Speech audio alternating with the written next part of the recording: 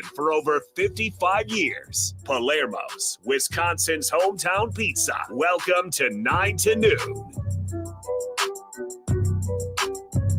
9 to noon on the game, getting ready with you for Brewers opening day. We continue our review, the Brew Day today.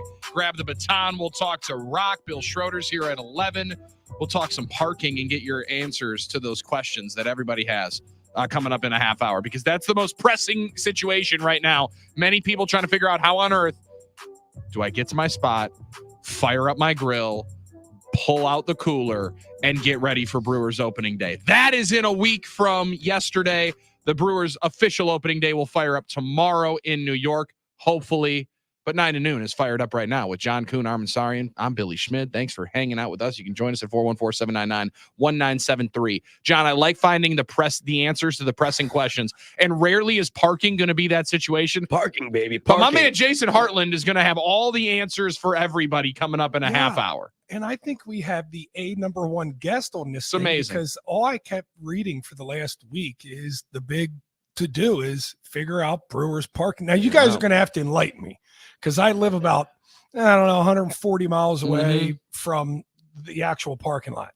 What is the big, as I'm trying to understand this, the big hubbub is people not liking the expedited QR code that you purchase directly on your phone. Is that the big hubbub? Or is it the fact that I-94 or 794 or whatever is getting redone down there is going to take a portion of the parking lot away? What exactly is it? So I think, Armin, right now it's the QR code situation. QR code is the devil at this particular point in time for many Americans. It's like how you go to a restaurant, they're starting to transition over to the QR code menu. There's our menu right there if you'd like to scan it. And there's a lot of people that don't like that. They want to have restaurants. I don't. At restaurants, I don't. But John, you know this. I say most, but a lot of restaurants now, you got to scan that QR code. And I know there are some people, and listen, maybe they're of a certain vintage. I ask for they want to hold the menu. You ask for it, that's good. I ask for it. Because they should. And a lot of times they're very polite and they say, "Oh, yeah, you'd like a menu? Here, let me get it." It's a little bit of patience. It takes maybe 3 more minutes. It's a second trip for the waitress or waiter to bring you the menu. I ask for the menu because I like to hold the menu. Plus, that QR code, sometimes when you're looking at menus, it has a drink list, you keep kids list, and an appetizer list. Zooming out, you're scrolling. And so, I ask for this is not that. This is not a menu that you're choosing from. Correct? I get it. But there are people, I think, of a certain vintage. Okay, I'm going to say it. Fine. Say it. What are you saying? Older people love the idea of this is ageist. No, I support it. Like this is a market that we're very, George Webb's. We like to go in, give the friendly parking guy our money and get in, right? I know to stand in line. It's even electronic, even e-tickets are the same way. That's what I wanted to ask you. That's my point, Armin. Because of e-tickets, you didn't like that. You like holding a physical ticket in your hand. I like it. Now, I understand the way it works now, and I can operate it myself. But there are some people, I can't imagine what they're going to do if they don't know how to process a QR code on their phones. Now, I can't imagine this person exists in the world, but what if you wanted to go to the game and not take your phone? Exactly. Or what if you wanted to pay cash? Good luck. There's only a couple of places in the entire stadium that you can take cash. I think you got to swap in your cash for a prepaid card for the rest of the day. Like, I think that's the easiest way to do it. We'll get all the answers from Jason, but I'll be honest with you, John. I don't know that that's necessarily a possibility going forward. It is, and that is a tough reality for some people because it is going to a technology-driven world. Starting with this season, fans will see a new and improved parking process. It is for also non-baseball events, regardless of whether you purchase parking in advance or if you purchase the day of. You'll need to scan the QR code when you arrive. It's the most important step into activating your parking. That was all bolded. That was all bolded in the information. It was. Jason's going to have all the information and all the processes coming up at 9:30. But I'm excited to be able to answer those questions. Well, I'll be honest with you. I'm being open-minded. I think this is going to be great once they get it figured out. Because I had you penciled in as somebody that was going to be a massive detractor of this situation. Well, sometimes, you can like tradition. You can like things. But sometimes you got to embrace changes. And sometimes that's just the way it is. Things will never be the same. so that you got to embrace changes. And from what I've heard from the way they've explained it, we're going to talk to Jason. I think this will definitely make it quicker to get in. I don't see how it is. I do think so too. Once people figure it out. Now, getting out is getting out. There's always going to be a line to get out. So can I? Because I need to ask this. The importance of getting in is to maximize your tailgate time. Sure, or if you're late, right? A lot of people drive. Or if you're late, far. Okay. A lot of people drive to get to the game from a far away. They drive after especially work. in night game. Yeah, night games. I think that's totally. You know how sometimes, and if it speeds your process from getting to AmFam Field and then getting to your parking space, that's always good. My question was coming off the tailgating at Green Bay, just like at American Family Field, they tell you 3 hours before game time, right? 3 hours before game time. They open the gates 2 hours before game time. Is that the same for American Family Field? Yes, it is. Mm-hmm. Do they skirt the rules at all at American Family Field like they do at Lambeau? See, Lambeau says 3 hours, but there will be some games that guy walks out there to the parking lot like 4 hours before the game and he goes, I'm not letting this thing back up. Just get in here.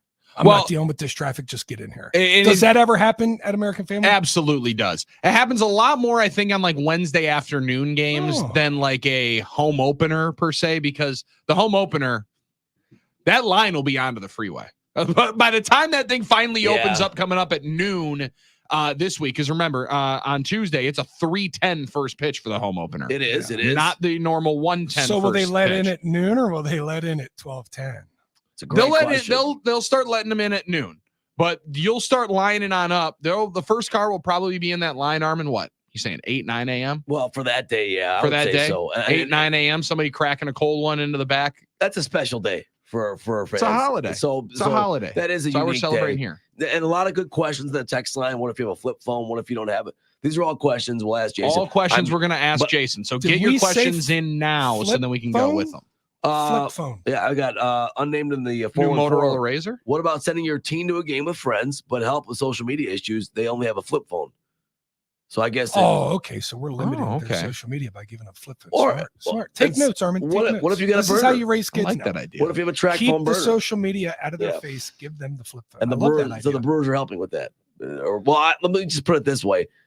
I know the Brewers have thought of all these things. Okay. And we're going to. They have gone through every issue. Gone through it, and they probably have a plan in place for it. So let's. The fan experience, I think, is always. Let's be fair. Always been really good at the Brewers American Family Field. I think it will continue to be. Now, if you have an issue with where there was going to be a butt right there. I don't know. I don't know if they're still going to park you the same way they used to, where they tell you where to park and they park you in line, and then we're going to ask Jason because. I'll be honest, like a guy like my dad never liked being told where to park. Never liked it. He would try and fake him out. No, didn't like it. He just was based on principle. Oh, Leon's a big rebel. He's a rebel these days, huh? Rebel with the call. Ever since I was younger, I remember he'd be like, I don't want these guys to tell me where to park.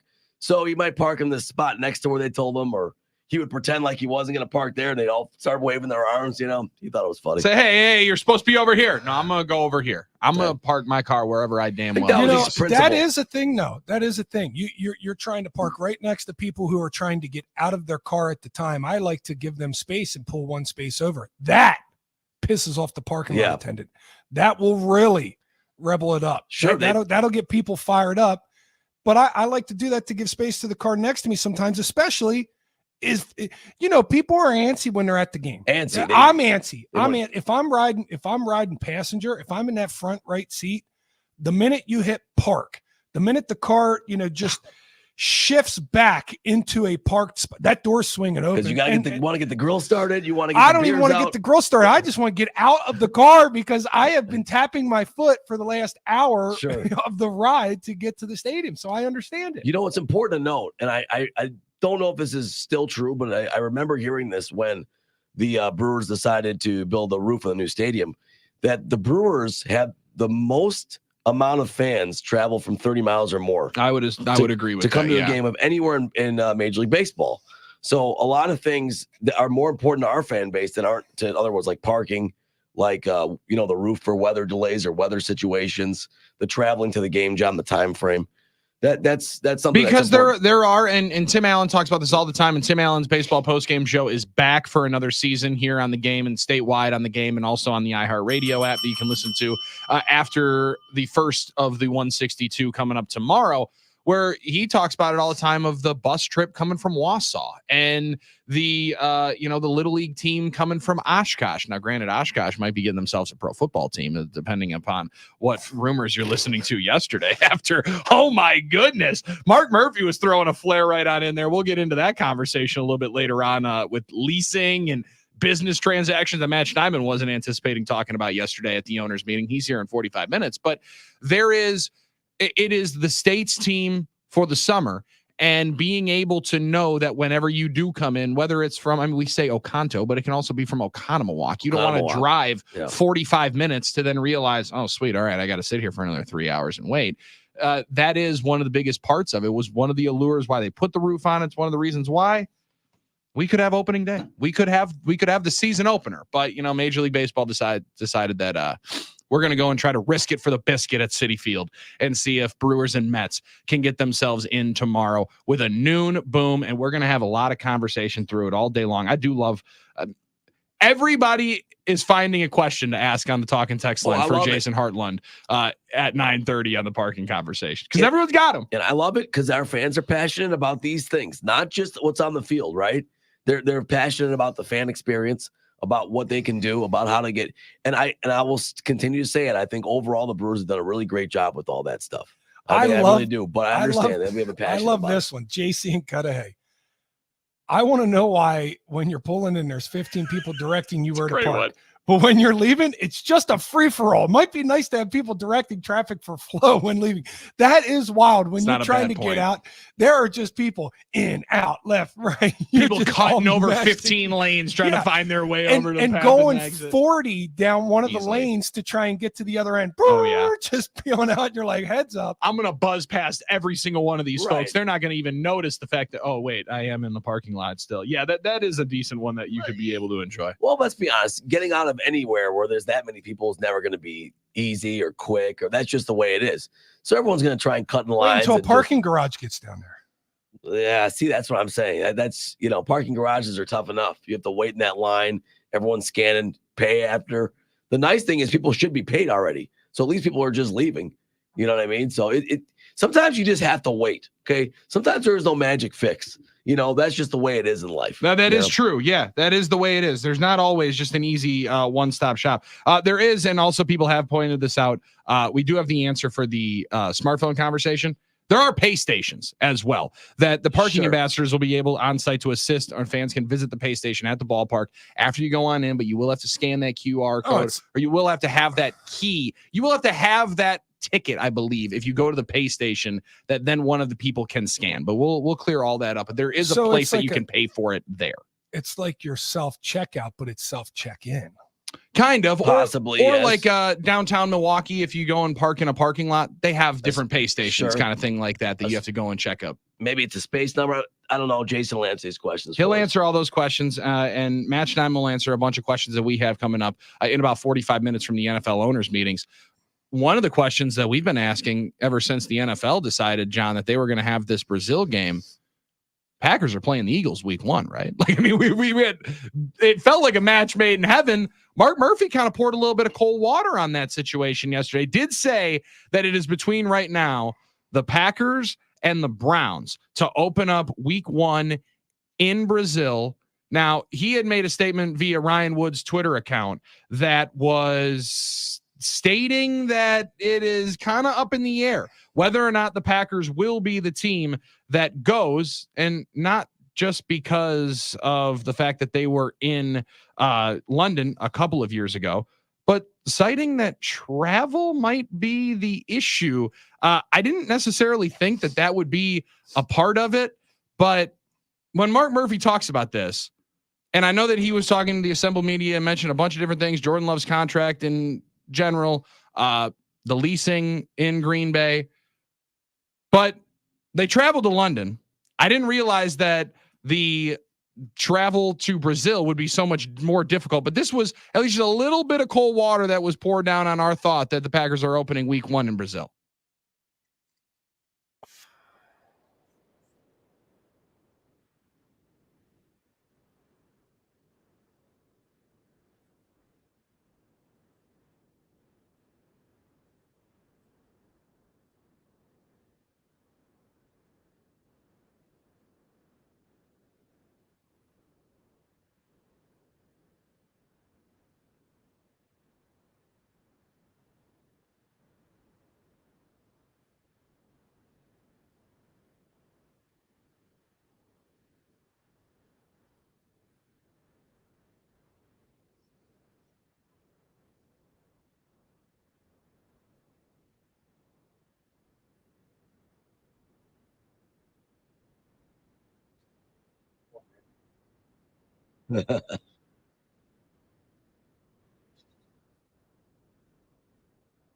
You got to love somebody's phone buzzing off with the most 1999 ringtone that you possibly could have right there at the end. However, that was a flip phone. You're right. That was a flip phone. Yes, no doubt.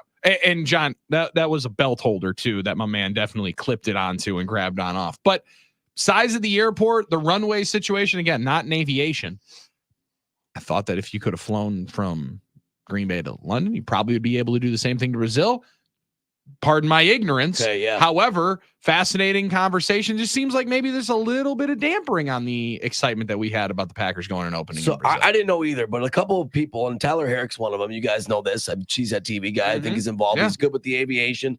Also, I don't know if you guys know we have a nooner that's a pilot, John Z. Yeah, we do. He's John. He's active on Twitter and stuff like that. So I didn't understand the whole, because the Packers flew internationally to London last year. Okay, and it was on a retrofit, like a Virgin plane. It was a bigger one, so they can fly internationally. The customs are not the issue, but I guess it's about a 6 hour longer flight. So you need more fuel, and you need maybe a bigger plane. And the biggest plane, commercial plane, is the Airbus A380. Maybe they'd take that. You can't land that in Green Bay, apparently, says John, our pilot, on Twitter. Multiple reasons: gate issues, size and type due to height.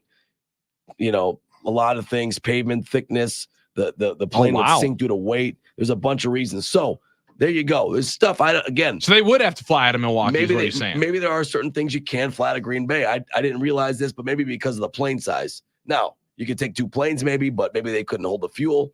So all these things were little tidbits of information I was gathering yesterday about that situation. But would it be a competitive disadvantage? Good due John? diligence, sir. Thank you. Yeah, he did not pass the buck on that, John. I definitely passed the buck and tried to find it. Say, man, I have no idea. I'm just looking at Expedia right here, and I'm looking. It says direct flight from Chicago to Sao Paulo. Okay, 10 hours and 15 minutes. That would tell me it's about 11 hours from Green Bay. Sure. Chicago to London Heathrow nonstop. That's six, right? Or 6 or 7? 7. Yeah. 7. So 8. Okay. 7 hours and 40 minutes. So it's about 3 hour longer of a flight. Okay. So I guess that makes some sense then. He says like competitive disadvantage though. And this is where maybe they could have potentially learned from the last time that you go on the international flight. And, you know, if we're thinking that we could be at a competitive disadvantage, maybe we go a couple of days earlier, right? And we allow for your body to adjust from being on the plane. Maybe they learn those lessons, or maybe, John, they don't want to do it. They don't want to do it. That's what it sounded like to me.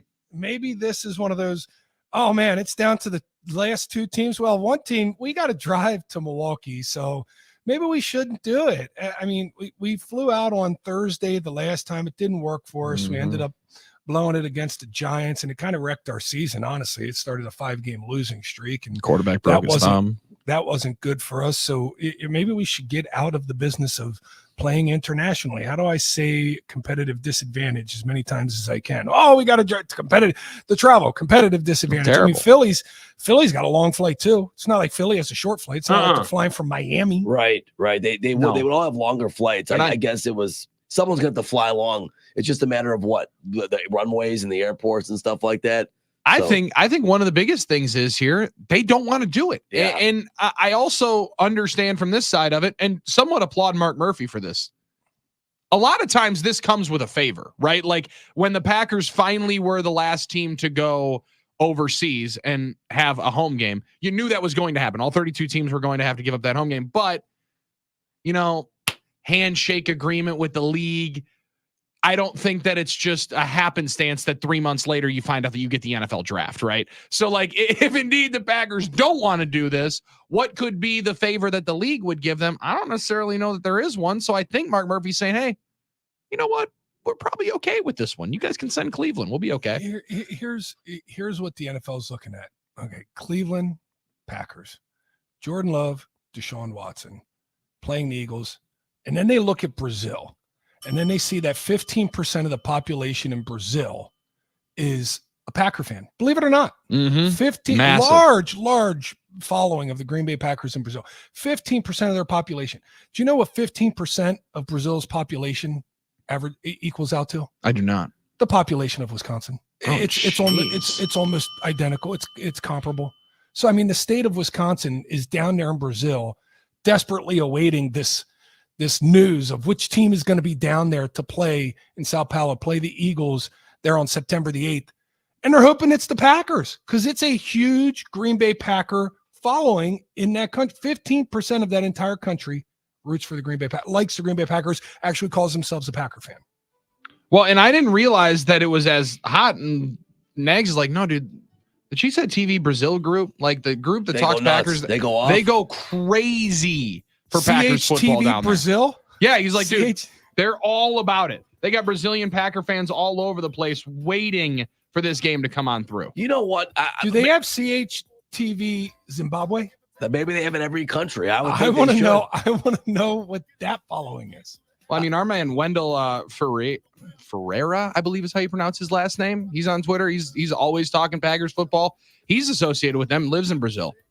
I started speaking English, but he's like, hey, man, I like American football, and I like the Green Bay Packers, so I'm going to talk more about it. Well, we've got the Nooner Bureau East Coast. You never know. Why not have a South American Bureau? That would be tough. That would be tough for Red Batty and his crew to get the trucks down there, though. You have to drive through Central America, all these things. So you have to think about that. There's no equipment trucks, so they have to fly equipment as well. Unless Red is going to drive all the way to Sao Paulo, which I think would be tough. He's not driving. That's not possible. He's got the Panama Canal to deal with, right? And navigate. Yeah, too much stuff. Yeah, Deshaun Watson and Jameis Winston both going to Brazil for the NFL with Cleveland. That might could go wrong. What could go wrong?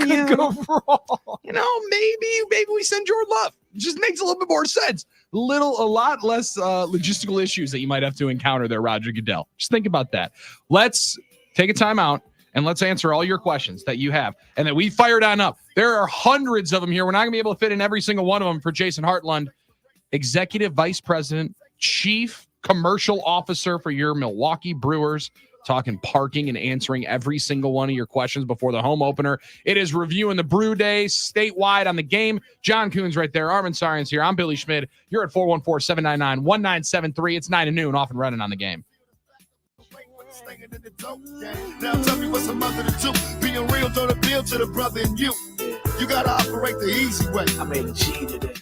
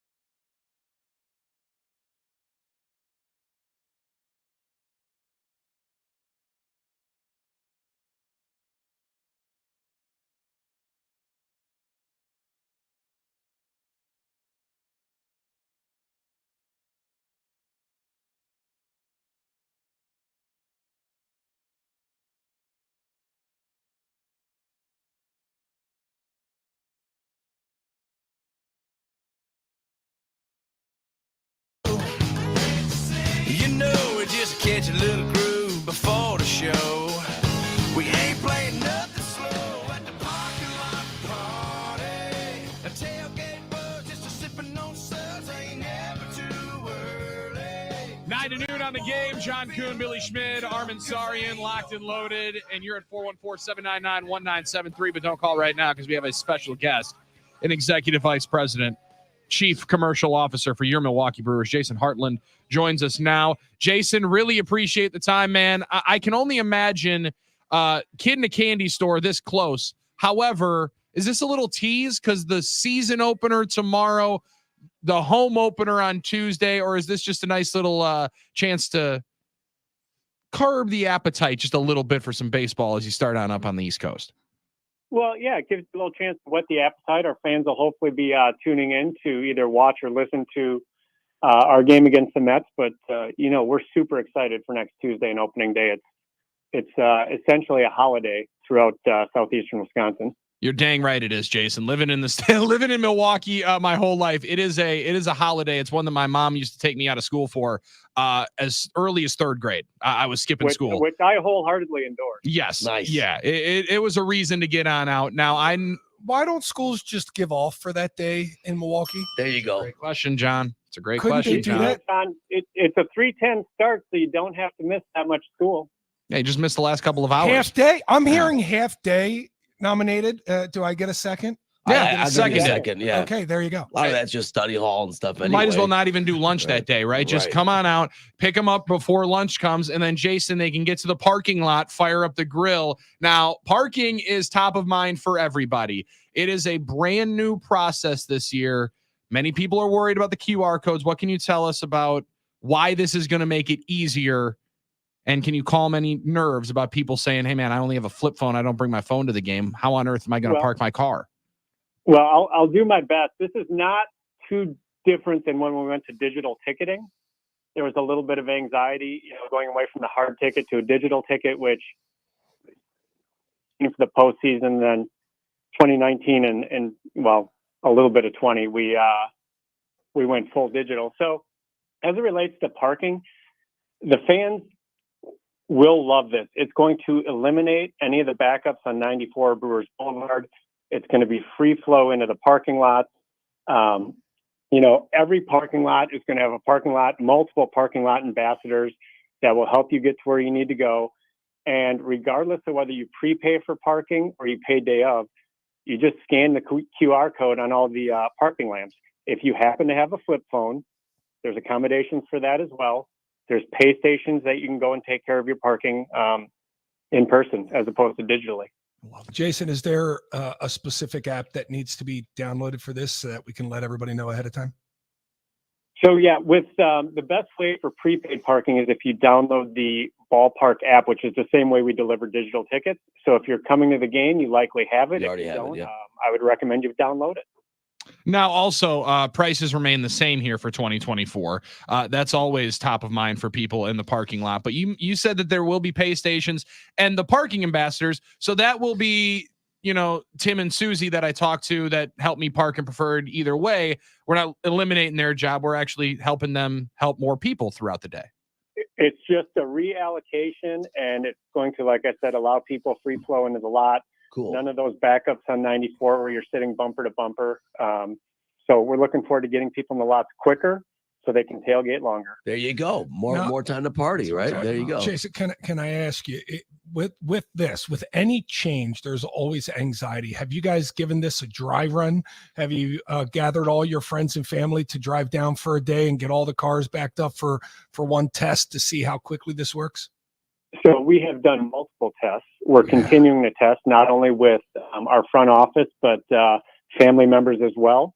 And we're trying to get out ahead of any issues and make those fixes and tweaks and be ready to go for Tuesday. Oh, I like that. So the employees are doing the test run. So does Matt Arnold have to drive in his car and test it out? Like the front office, I love this. Murph's down there. Hey, Murph, we're going to need you to chip in today. Make Matt do it, but unfortunately, he hasn't come back from Phoenix yet. No, so I he know. hasn't had a chance to do it. Yeah, but I love that idea, though. That's great. No, it's just, I love the idea. The dry runs, absolutely excellent. Now, it's still not going to be. I apologize if you already said this, but I just want to clarify. It's not like you don't just pick your own spot, right? When you go in, you're still allocated a spot from the parking group. Well, you'll want to ask the parking ambassador. You're going to be looking for either preferred or general parking. Yeah. And they'll direct you to a lot. Once you get in the lot, you just scan the QR code on the light pole and away you go. If you pre-purchase parking, there's a few less steps once you scan the QR code, but it's very intuitive. It's super easy.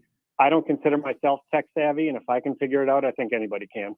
Well, and that was my next question, because my mom and dad were wondering. They're big fans of the Wednesday Senior Citizen Discount Day, and now that I just had a young son, they're excited to bring the little guy for his 50% discount. So that has been thought of. I know you're working a bunch of different tests, but that's got to be a part of it, because the client base is for this fan base. It ranges from 2 to 92. It always has for the Brewers. Absolutely. Our fans run the gamut, and we have taken that into consideration. Like I said, if there are any questions, we will have so many parking ambassadors in the lot. Don't get frustrated. Just ask for help. Well, I believe it. I love that. Now, I know you guys always do a great job with that. Now, Jason, I do apologize. I know that you were here to tell us all about how intuitive the parking will be. I know there's a lot of good stuff that you guys got coming up here for fans to enjoy. Our own Armin Sarian, a Team Store employee alum. I am an alum, yes. Loves being able to say that he worked in the Team Store, new and improved Team Store at American Family Field, it sounds like. We have, every year we try and do upgrades to the ballpark. So the Team Store, Armin, you got to come in, check it out. Can't wait. Fantastic. You're going to love it and be blown away. We also have the 2 new scoreboards that have been receiving a lot of press. Some new food options with our 3rd Street Market Annex, but a lot of stuff for the fans this year. Absolutely.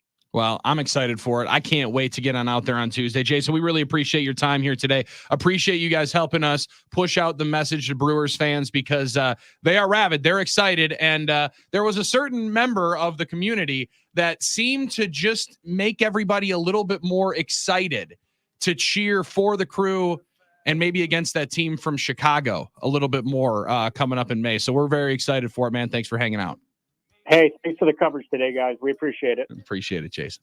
Appreciate you, Jason. I love the fact that Murph is down there, in his Oldsmobile trying to get into a parking lot. The phone's not working again. Pull me in here. Tell me out over here. Well, I feel like if it's a test run too, like you're testing the employees out, he would be the one to rattle the cage as much as possible. Very well. Hey, yes. Shoot like 100 questions at him at once. Phone's not parking. I want preferred, but my mom wants general, and like all those things. And I want to pay half cash, half credit card, like split tender, like something like that. He would be the one to give him the full test. I got this $5, but meanwhile, Jeff Levering is just going right in. No problems at all. He rode his bike. He probably rode the bike. He probably did ride his bike. Yeah. This is how you beat parking, guys. Yeah. Don't even worry about it. I just didn't want to make it tough on you, so I decided just to walk all the way. So, I wanted to make it easy on everybody. Well, and I appreciate Jason also not taking a swing there when I set him up for a Craig Counsell knockout. Don't worry about it. Yeah. We'll do that in May. Classy. We'll knock that one out in May. Jason's much more classy than I. And I hope that maybe there's more Brewers fans that are chomping at the bit to take some of those swings. Rock, Bill Schroeder going to join us at 11 o'clock. Continue our Brewers conversation. We're going to talk to an impressive American Dream coming up at 10:30 that you're not going to want to miss. But in 20 minutes from right now, all the questions that were asked of Mark Murphy, Brian Gutekunst, and Matt LaFleur at the NFL owners meeting, Matt Schneidman was there. He's here in 20 minutes to give us a full report as to what he learned down in Orlando. And the NCAA making a block in betting. I'll fill you in on this one. Just happened within the last hour. It ties into our conversation yesterday that maybe it's not as clean as we had thought. It's 9 to noon on the Game. So I work in the market as a checkout girl. I know things will get better. You'll find work and I'll get promoted.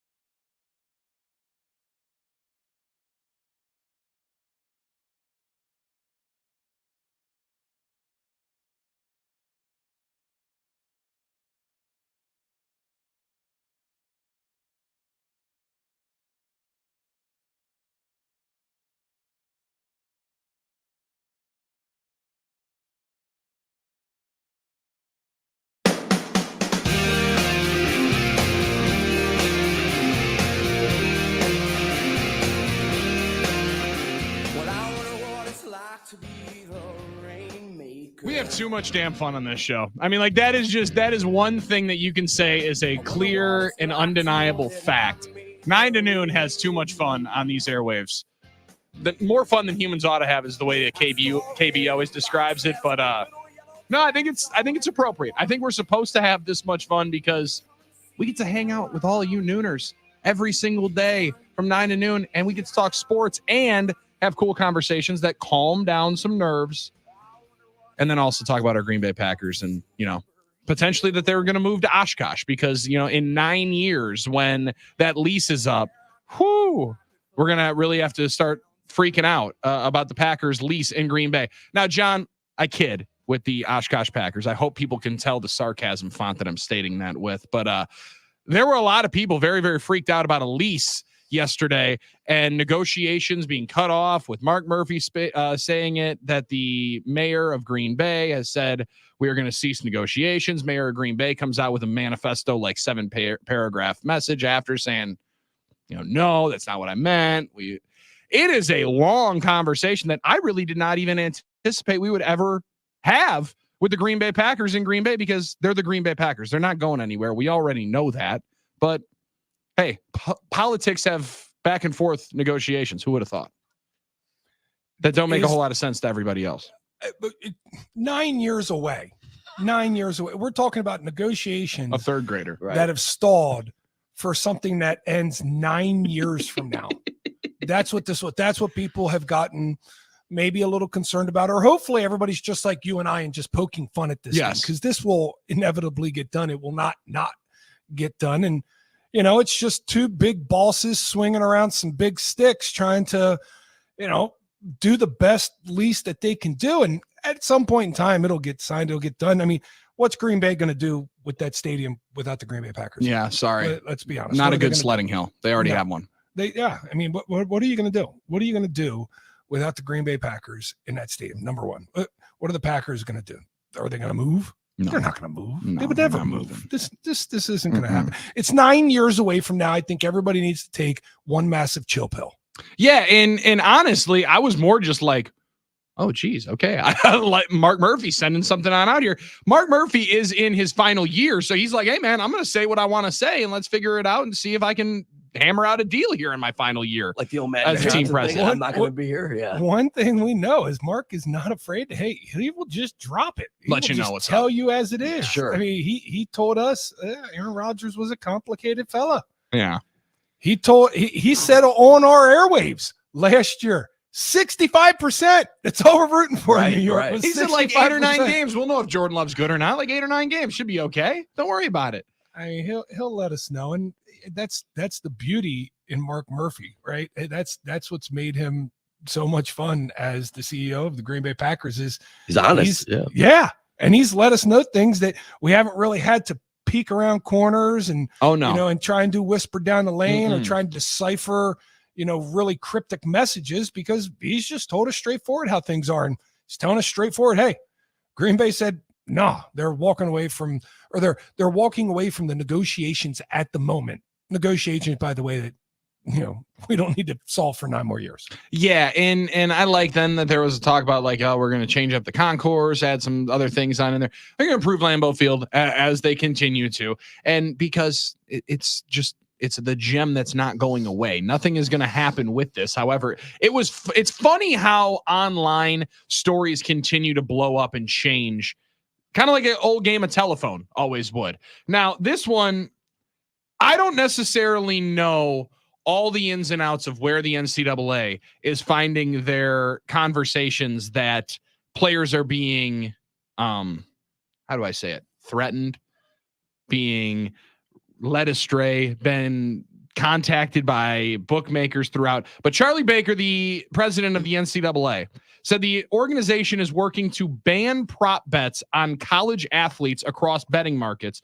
Baker says the NCAA is contacting officials in states still allowing prop bets on college sports and asking them to join several states like Ohio, Maryland, and a couple others that have already banned them. Said that in the wake of what we've witnessed over the last couple of weeks or the last several days in sports, We are calling for the NCAA drawing the line in sports betting to protect our student athletes and protect the integrity of the game. Issues across the country these last several days show there is still more work to be done.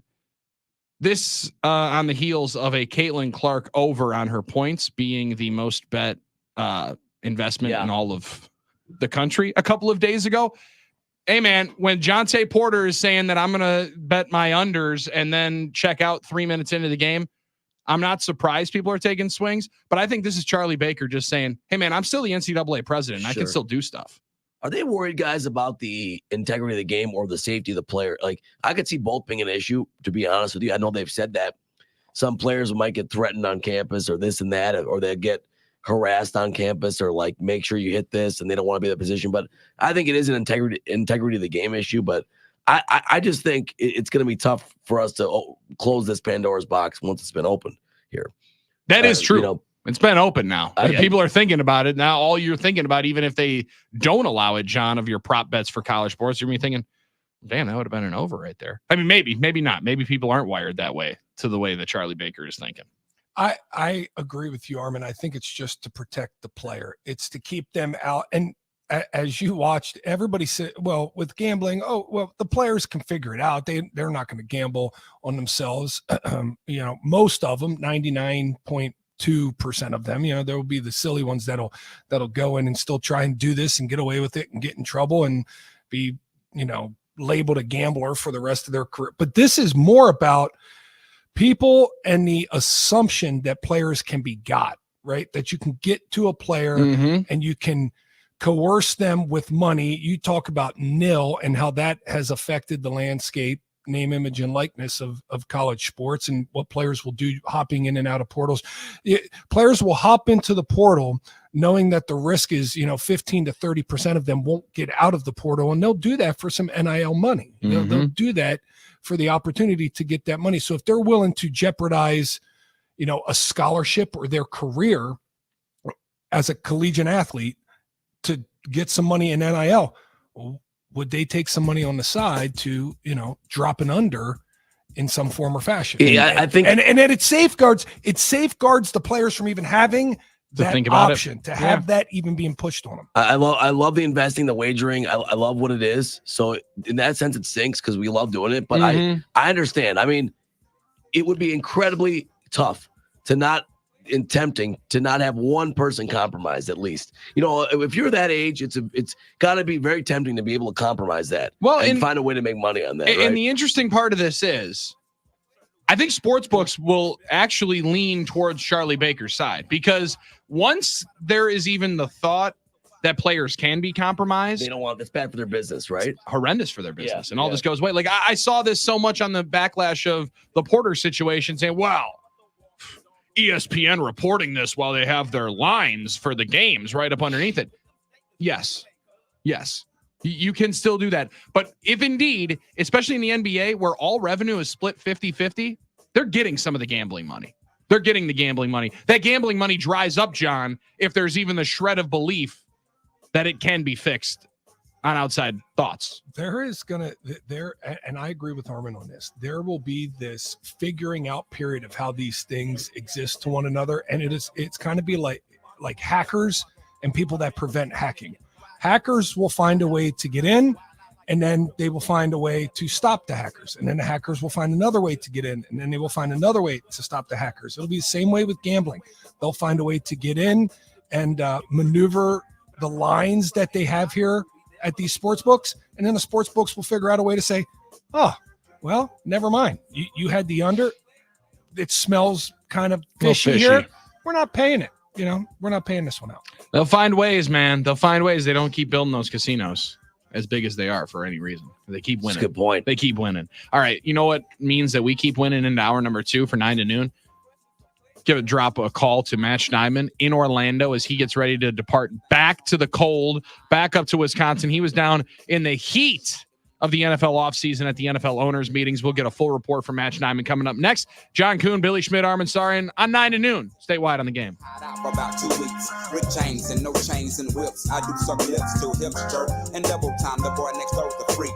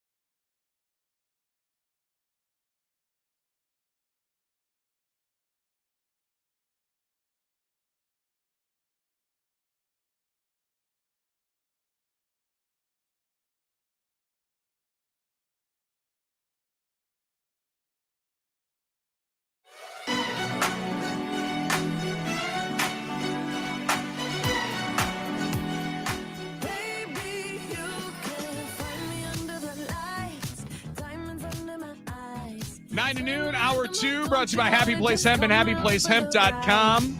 You want to be able to relax this weekend? Armin's going to need to relax. Watching that big game coming up on Friday, hopefully another one on Sunday. Delta 8 gummy might be the exact way to go. I have one for you. You can go to happyplacehemp.com, use promo code Billy, get 25% off your entire order every time at Happy Place Hemp. CBD, CBN gummies as well if you just need a good night's sleep, or if your furry friends are stressing on out, they have pet products as well. You can go and talk to Rob and Chris over there in Muskego, and they can help you on out. What was that? You're talking about pets. I was talking about pets, Armin. Yes, not furries, as in you said my furry friends. Identify as. I thought you were talking about Armin, your furry friends. Yeah, hair. That's what. That would have been a much better shot. That's actually what I thought you were talking about. I thought furries were a whole different type of deal. I thought it was a whole different category. It is. It would work for them. You walked into one of those parties by accident and found out what that world is all about. Well, that was LARPing. That's a different. Well, I guess it could be similar. They are somewhat similar. Both. Probably neither. Match Nyman knows anything about. Match Nyman joins us now on the talking text line from Orlando, and I would assume the back of an Uber, or are we taking a taxi to MCO, the Orlando airport? Match Nyman, how we feeling? I am standing outside the airport in a semi-quiet area. I left a little bit early, so I didn't have to talk to you guys in the car. I got a rental car, so I drove. So, yeah, I'm about to get on a flight here in about an hour and a half. Direct flight back to Green Bay, actually. Whoa. Direct flight from Orlando to Green Bay. Nice. High class right there. That's rental car, direct flights. What are you flying private next? Like, what's going on? Wheels up, baby. It's Frontier Airlines. They basically make you fly the plane. You know what? They do. You know what? They though? do. At least you know what you're getting. Hey, speaking of you don't knock the airline before you get on. They can control a heck of a lot of what's going to happen in the next 3 hours. Well, and they have the runway space, right, in Green Bay, because that's an issue we heard from Mark. That's what I've heard. Yeah. Let me translate that from Mark Murphy. That is translates to our coaches don't want to break their normal routine. John, and you guys know that these coaches and players and executives are such creatures of habit.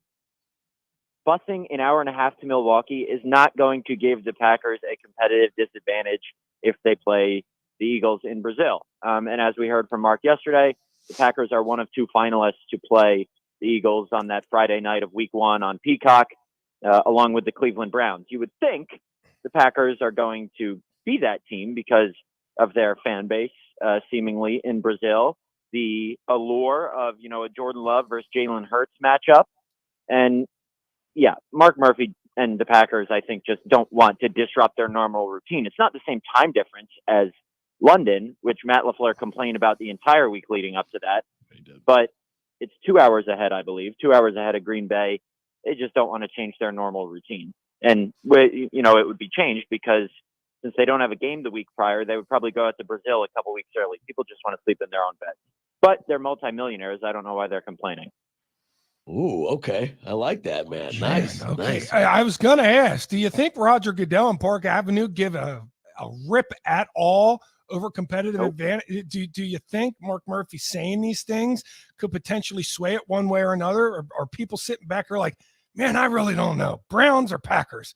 No, Packers don't really want to do it. Let's give them a break.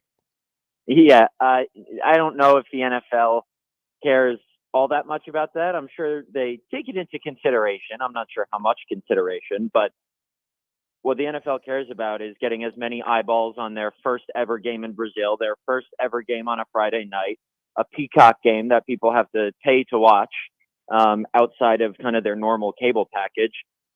And I'm no, fan base size expert, but I would venture that the Green Bay Packers have a better fan base both worldwide and in Brazil than the Cleveland Browns. The fan base in Brazil is absolutely huge. It's the same. It's roughly the same size as the state of Wisconsin that they have, and I believe it might be just in Sao Paulo. So it's a huge following down there. Let's get into your article that popped this morning. Really good stuff from you down there from the owners' meetings, and I want to know. Don't give the whole thing away, but the risk reward of paying Jordan Love.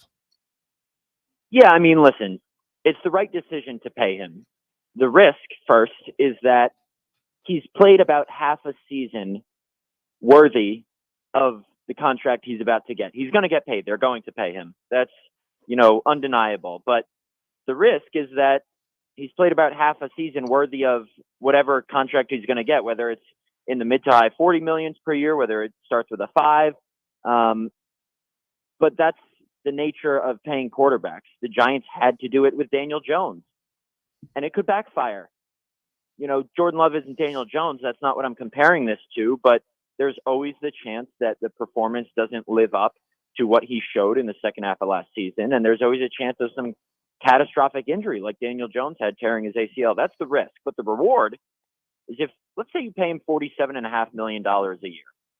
That would rank 5th among quarterback average annual salaries, I believe, behind Burrow, Herbert, Lamar, and Jalen Hurts in that order. Now, quarterback salaries are going to continue going up. In 3 years or so, when Jordan Love is still under this contract he's about to sign, and he's still making $47.5 million a year, he could become the, 12th highest paid quarterback. Then it seems like a bargain, and you're getting a bargain for a guy who's continued to playing really well if he continues that pace. So the risk and reward is there. It's just a fact of the matter of this situation, but it's undoubtedly the right decision to pay him. It's so hard to find a franchise quarterback in this league, and the Packers seem to have one, and they need to make sure that they lock him up, because if they don't, and Jordan Love chooses to play out the final year without negotiating in season like Devontae Adams did, then things get complicated with free agency in 2025 or the franchise tag. Mm-hmm. Who knows if there's a trade request and the franchise tag pays them the average of the top 5 salaries, and then you're not really getting that much of a bargain. So they're going to pay him. I don't know when it's going to happen. It can happen starting May 3rd, but as Brian Gutekunst said this week, it's going to take time. We want to do this the right way, but they would like to get it done sooner rather than later. Yeah, it absolutely has to get done. The franchise tag it's almost a death penalty. Yeah. The franchise tag is nearly a death penalty. And I say this when it comes to Jordan Love, and I agree with you that it will, in fact, be done before the season. If his ceiling is what we saw at the end of last season and his floor is what we saw Denver, Las Vegas, Pittsburgh, it's likely that, the majority of Jordan Love's career is going to be somewhere in the middle, maybe closer to what we saw at the end of the season. And I think that is absolutely worth paying for in the NFL to ensure that you have that quarterback. Now, some other things that broke while you were down there, you didn't want to talk about potential rule changes, but now there are rule changes. So let's get your thoughts on the hip drop tackle and the third quarterback elevation and the kickoff rules. Yeah, the hip drop tackle, it's going to be so hard to legislate in the game. It could be a mess because it's kind of a judgment call in the heat of the moment, right? And kind of the word out of Orlando is that they're probably not going to call it as much in games, but it's something that the league and John Runyon Sr., who deals with the fines at the league office, can go back and fine people for after the fact, even if they don't get flagged on the field. So Mark Murphy yesterday called that a very dangerous play. The third quarterback elevation, what is it? Just that they can elevate a third quarterback to the game day roster in unlimited times during the season instead of a limited time? Yeah, and he can be on the practice squad. Doesn't have to be on the 53-man roster. Okay. Yeah, that's whatever. I guess that's just a rule in place, stemming from what happened to the 49ers in the NFC title game a couple years ago. It would have to be a disaster situation for that to even come into play. The kickoff is an interesting one. But Matt, just to get on that, I mean, if a quarterback goes down, you're already on number 2. So we've seen a lot of quarterbacks go down. So even though the unlikely situation is what you saw in the NFC Championship game 2 years ago, very likely situation is you have a guy on the sideline now, working the pages, working the notebook, working all those other things, because now all of a sudden he's the next man up. Sure. So let me ask you this, since I didn't see the specifics of this one.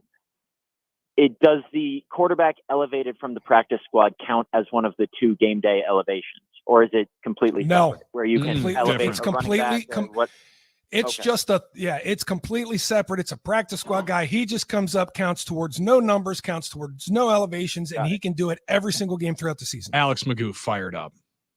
Yeah. He gets to put pads on. Or one of the 3 quarterbacks the Packers draft this year. The kickoff rule is the interesting one.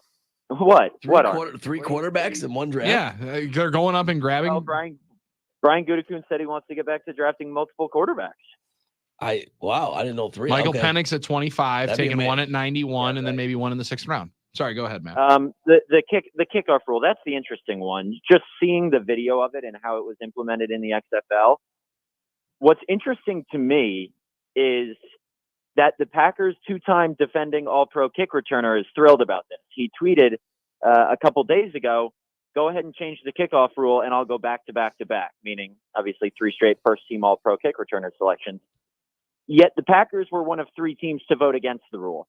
And Mark Murphy explained yesterday that it was such a drastic change that the Packers didn't think it was kind of in their best interest to vote for it. But he said, you know what?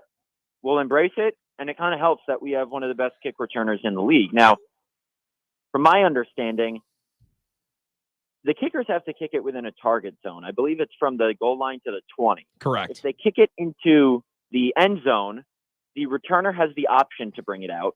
But if they don't, a touchback goes out 5 yards further, so to the 30-yard line instead of the 25. So kickers are incentivized to land it in the target zone, because if they land it before the target zone, so 21-yard line on, I believe the teams get the ball at the 40.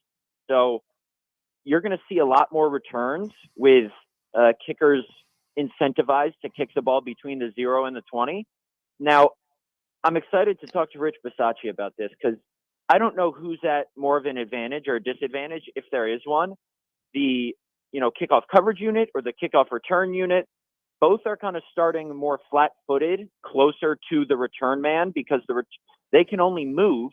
This is maybe the biggest change.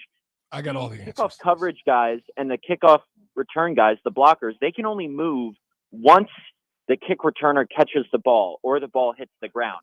They can't move when the ball is kicked. They have to wait for it to land in the returner's hands. So they're starting flat-footed, and it's going to be really interesting to see how Keyshawn Nixon does. Mark Murphy said yesterday, I don't know the exact stats, but that there weren't many long kickoff returns or kickoff returns for touchdowns in the XFL. So obviously the NFL's idea with this is to increase the number of returns while decreasing injury and impact, because the guys running down to hit people are running a shorter distance and I guess haven't built up as much momentum before they hit someone. All right, how nerdy do we want to get on this stuff here when it comes to this? Because I'd like very nerdy. Let's do it. Okay, because I can get pretty nerdy on this. First, Mark Murphy voted no. Let's be honest, because if you got the best returner as the rules currently sit, you're going to want to keep the rules as they currently sit, right? If other teams, we figured it out. You guys should. If other teams start drafting for returners and start carrying a returner on the roster now that they didn't do before because they just took touchbacks, maybe they get good also. I mean, go ahead. Let me say this one thing. I agree with you, John, because, kick returners are incentivized now to not bring out returns from the end zone because they get an extra 5 yards, and the likelihood they return it past the 30 is probably a lot less than they return it past the 25. Guess which kick returner is never going to keep the ball in the end zone, is going to bring it out every single time. Mm-hmm. The one the Packers have. So maybe Mark Murphy was like, I don't know if it makes that much of a difference, the extra 5 yards, because our guy's going to take it out anyway, and we don't want that. And I don't know if he would at that point in time, because if more kicks are going to be influenced to be dropped at the 1 or the 2, maybe just by chance he doesn't get as many opportunities from the end zone. The Packers just say, hey, when you get it in the end zone, keep it in the end zone, because you're going to be further away from the blocking unit. Now let's get nerdy. Who does it hurt more? It hurts the kickoff team more. It hurts the kickoff team significantly more to be starting flat-footed that close to a blocker, and you don't even get to start and accelerate until the returner catches the ball. What I think this is inevitably going to do is this is going to start a learning period for these special teams coaches to say, all right, do we want to try and drop it at the 1 or 2 yard line outside the numbers, which would, man, I'm already looking at this, at all these calls that are going to be made. They're going to run these plays like offensive outside zones, inside zones, counters. They're going to have some pullers from the line, run a little bit of gap scheme there, Billy. They'll let the backside guy go and try and get an extra blocker on the front side. They're going to create all these different opportunities. And then the natural flow from there is, all right, if you're going to try and run outside zone, I'm going to take your reading ability away from the outside zone, and I'm going to kick it short. I'm going to land that thing at the 20-yard line so that you're going to have people right in your face immediately when you catch this football. So we're going to see a lot of figuring out period.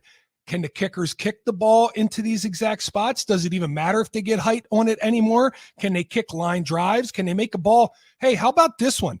If you can't move until the ball is either caught or hits the ground, who's to say you don't hit a Scud missile that lands at like the 20 but is going to bounce to the returner? Now you can get the head start on the returner. So there's so many different angles and avenues that special teams coordinators are going to be figuring out all at the same time. And each one of them is going to think they're the mastermind until the season starts.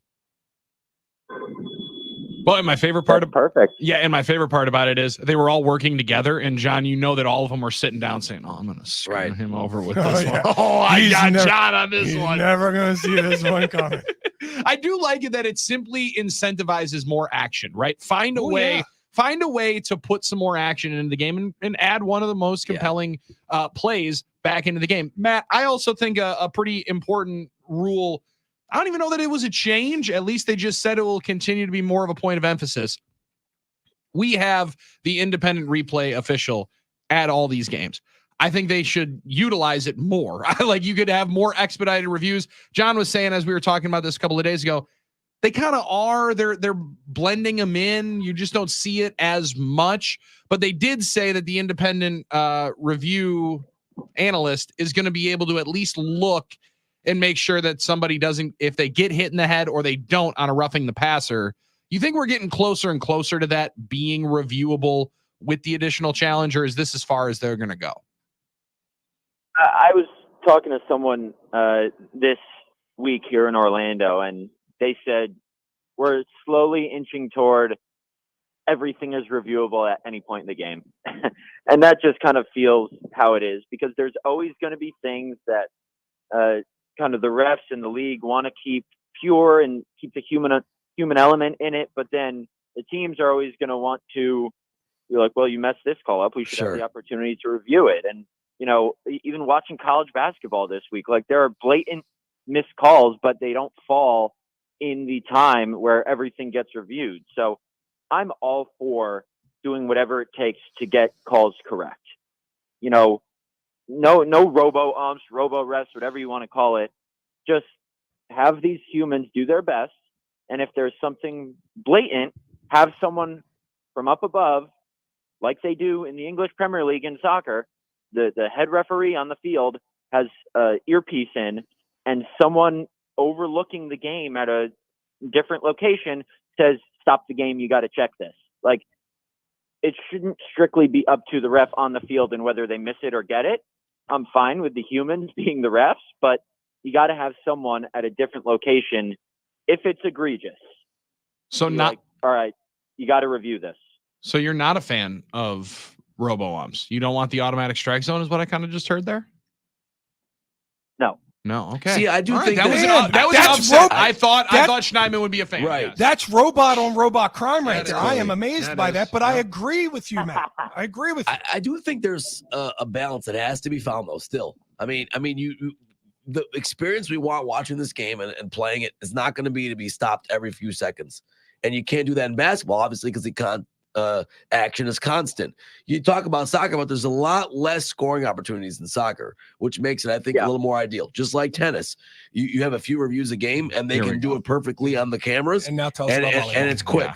I don't even know if they have one for volleyball. So my point is, well, I'm just saying there is a balance. We can't go too far down the road. That's my opinion. That's all. I still think that there has to be the next big step in this is electronically determining, spot of the ball, if that's possible. Yeah. Because in 2018, I think it was, I was covering the Raiders for the Gene Steratore index card game when they were playing the Cowboys on Sunday Night Football, I believe it was. And the Raiders lost a very close game in part because, it seemed like a fishy spot, and Gene Steratore marked it a turnover on downs, I believe, because he stuck an index card in between the ball and the chain. It's like, awesome. This is the biggest league in the country. Let's use technology to our advantage, but not overuse it. And also, speaking of baseball, our boss, Tim Scott, texted me yesterday, said he has 2 tickets for me in a suite at AmFam Field for Yankees Brewers the day after the NFL draft, so in a couple weeks. And he said, choose someone that you want to take. He said, how about you take your podcast co-host? I said, you know what? I would love to.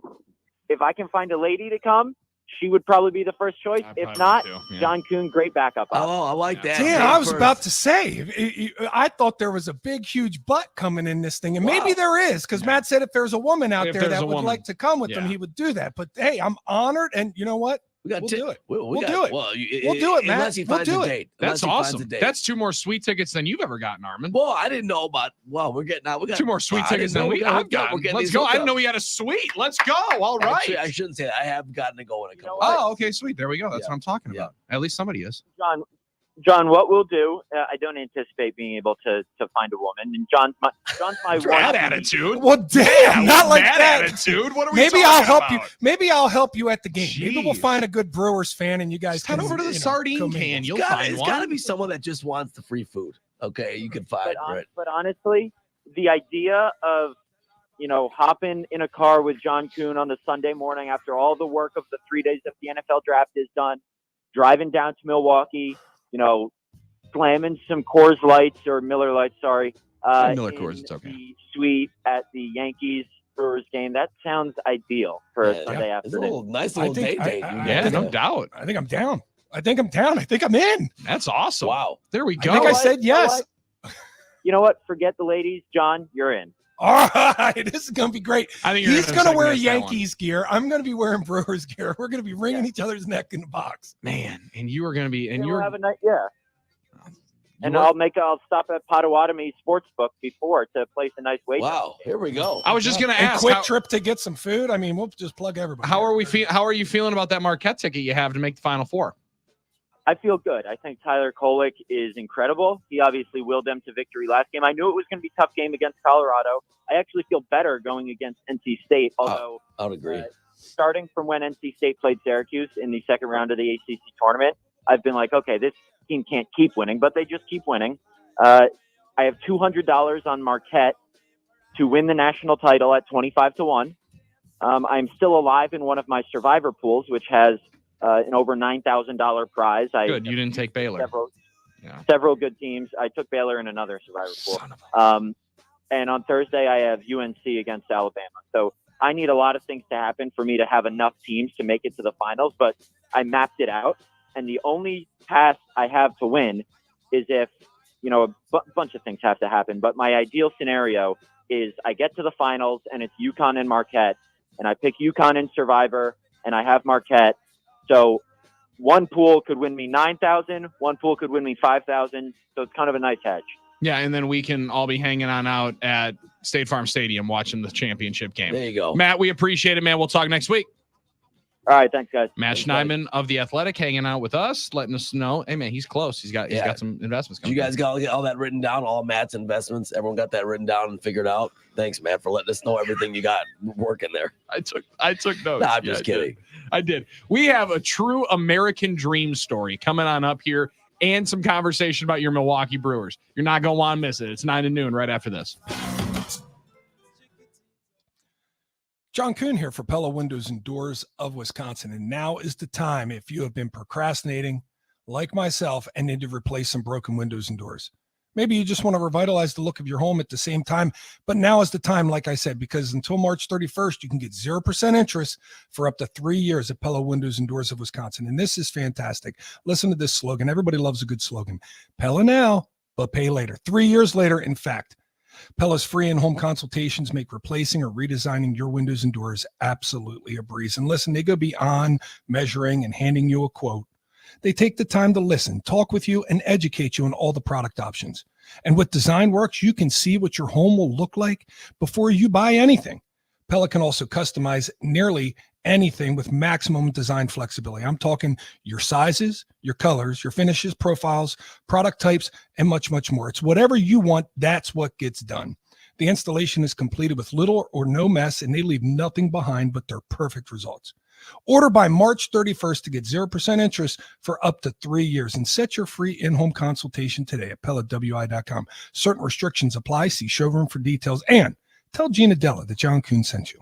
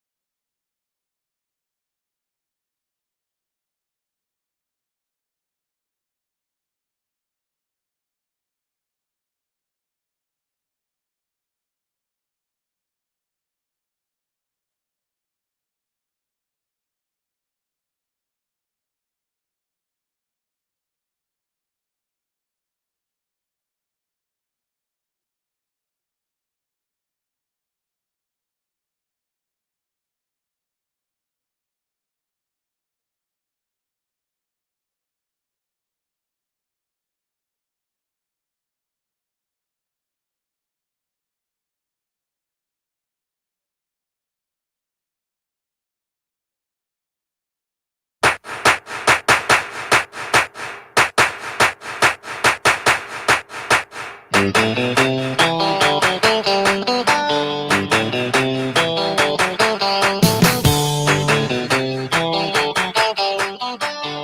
up to Appleton in just 1 second with some Brewers conversation, some Wisconsin Timber Rattlers conversation, and frankly, an amazing American dream story in just 1 second. But I got some bad news here to report before we get into a very fun baseball conversation. Son of a gun.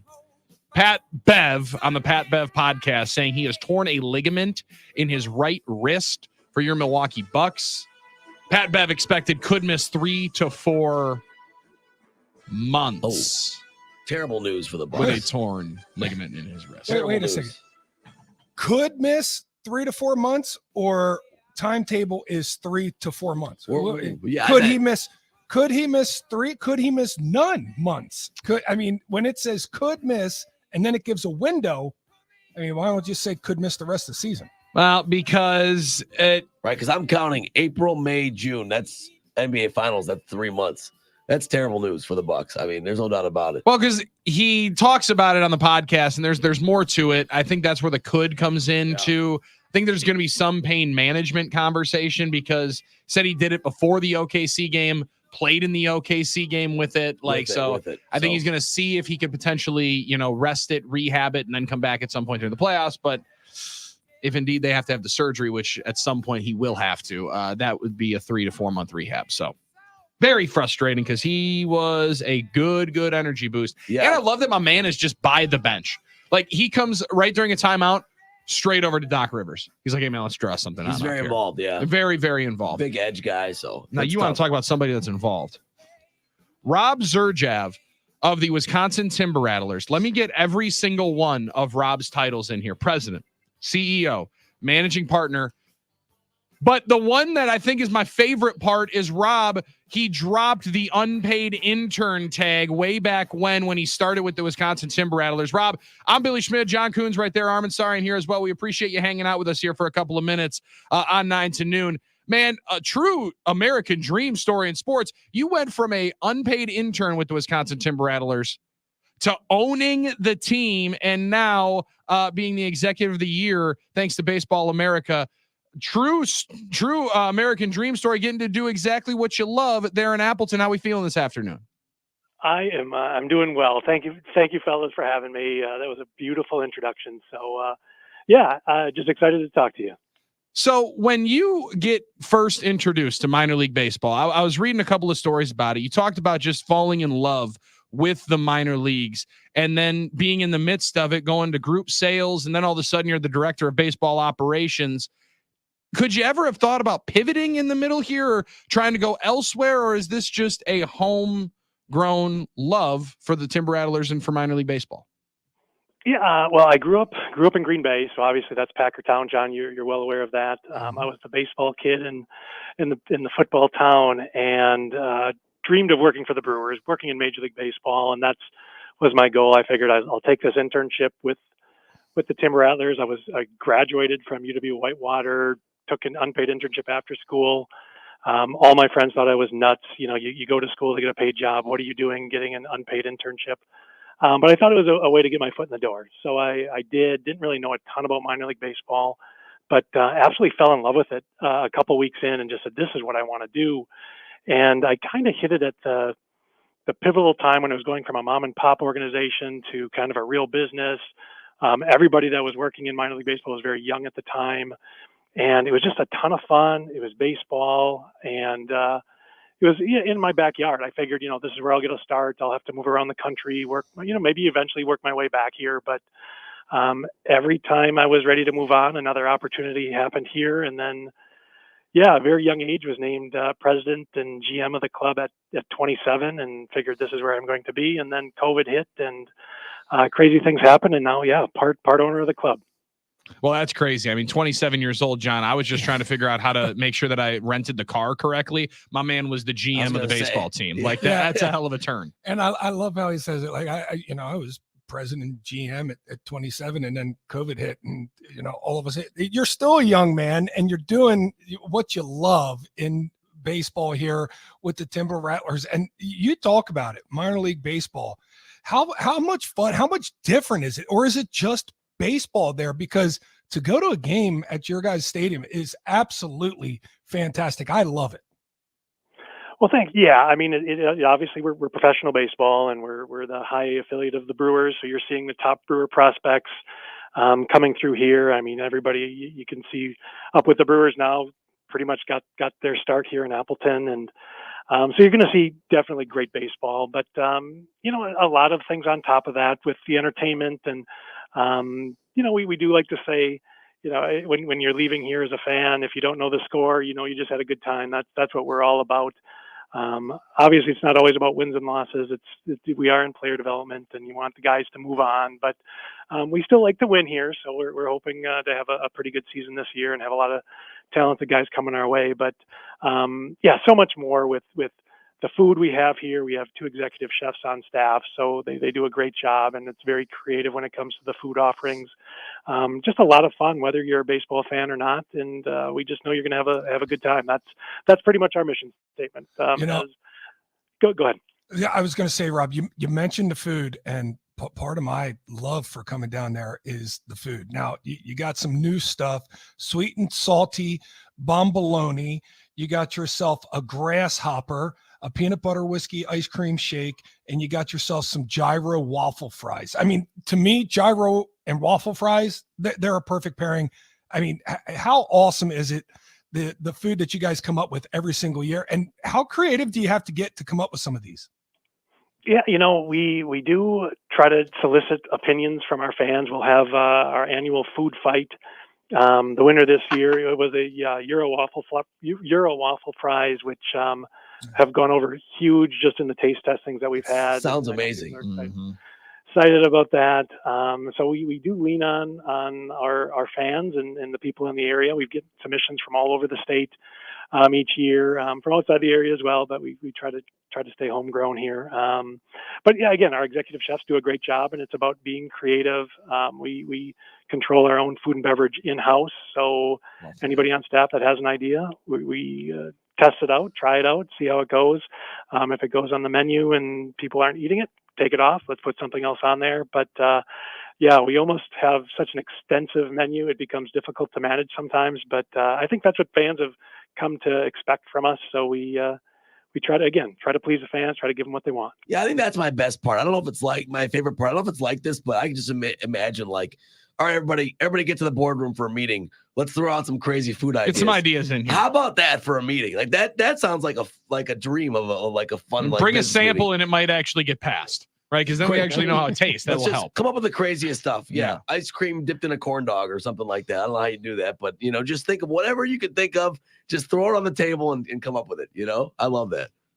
Yeah, pretty much once a week. Once a week we'll have crazy brainstorming ideas, and but that's keeps it fun, and I think that's how we kind of stay on top of our game. Yeah, we would like to get to that meeting sometime. We'll try. We'll talk off the air to see if we can come to one of those meetings. Food. Yeah, we can help out with that. Let's take a little this, little that, little this, little that. Put it all together. What do we call it? Throw it together. We're in. Rob, you can also help Brewer fans out because you most recently had eyes on maybe the most exciting Brewer that's going to take the field at AmFam Field coming up on Tuesday. Jackson Chourio was with you guys for 31 games in 2022 as an 18-year-old. Now he's going to be playing in the big leagues as a 20-year-old. Working in the minors, you talked about player development, seeing guys be able to achieve their dreams has to be one of the coolest parts of it. But this young man in particular, what are Brewer fans going to be able to expect when number 11 now takes the field coming up?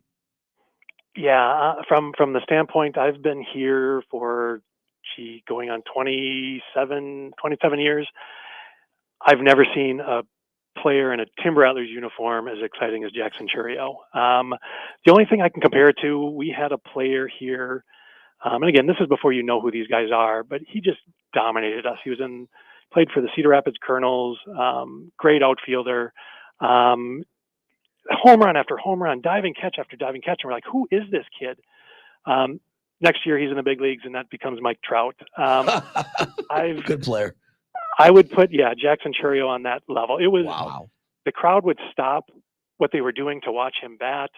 And he was 18 when he was here, and he still was successful and almost looked like he was dominant at this level at that age.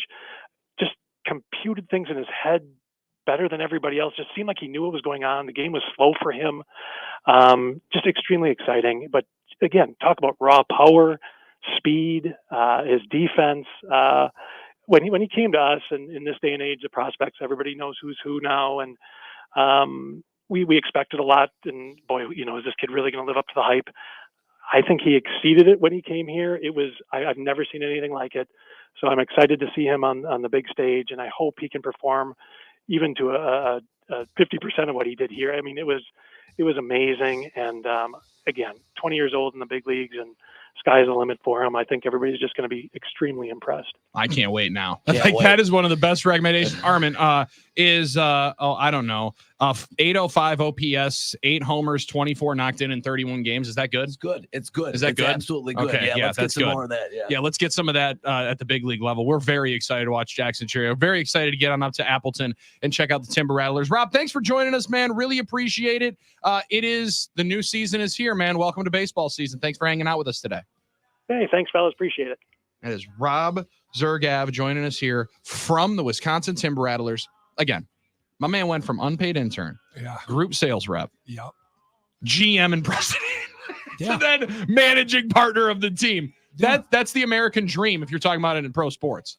And can I tell you how much fun it is to actually go to a Timber Rattlers game? It not only do they have an unbelievable selection of food, and we went over some of the new items. I mean, their food's outstanding.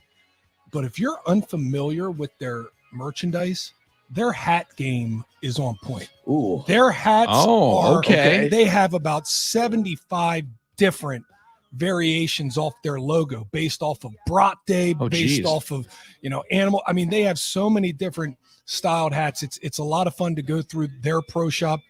And then you get to see some pretty good baseball. Yeah. Right? I mean, it's all encompassed in one thing. It's a fun time. With beautiful sight lines. And, oh, by the way, if it's a nice day, there's not many better places than being there at Fox City Stadium to be able to hang on out and sit on out, enjoy some of the sun. We got some people enjoying our conversation there with Rob. Also, some people enjoying the conversation with Matt Schneidman. We had one young man say, wow, Schneidman begging for women on the radio. What a shock. How pathetic. I don't think he was. I think he was just saying that, hey, hey, young single Matt Schneidman is over here, just bought himself a house. We got himself some sweet tickets to the Brewer game. You might be able to enjoy it. Not because John Kuhn. It's going to be a brick in the stick Sunday at AmFam Field. You're going to be hanging out at AmFam Field. Bill Schroeder going to be hanging out with us in 15 minutes, talk more Brewers as we get ready for the season opener tomorrow, home opener on Tuesday. It's 9 to noon with Kuhn, Billy, and Armin on the game. I got everything I need.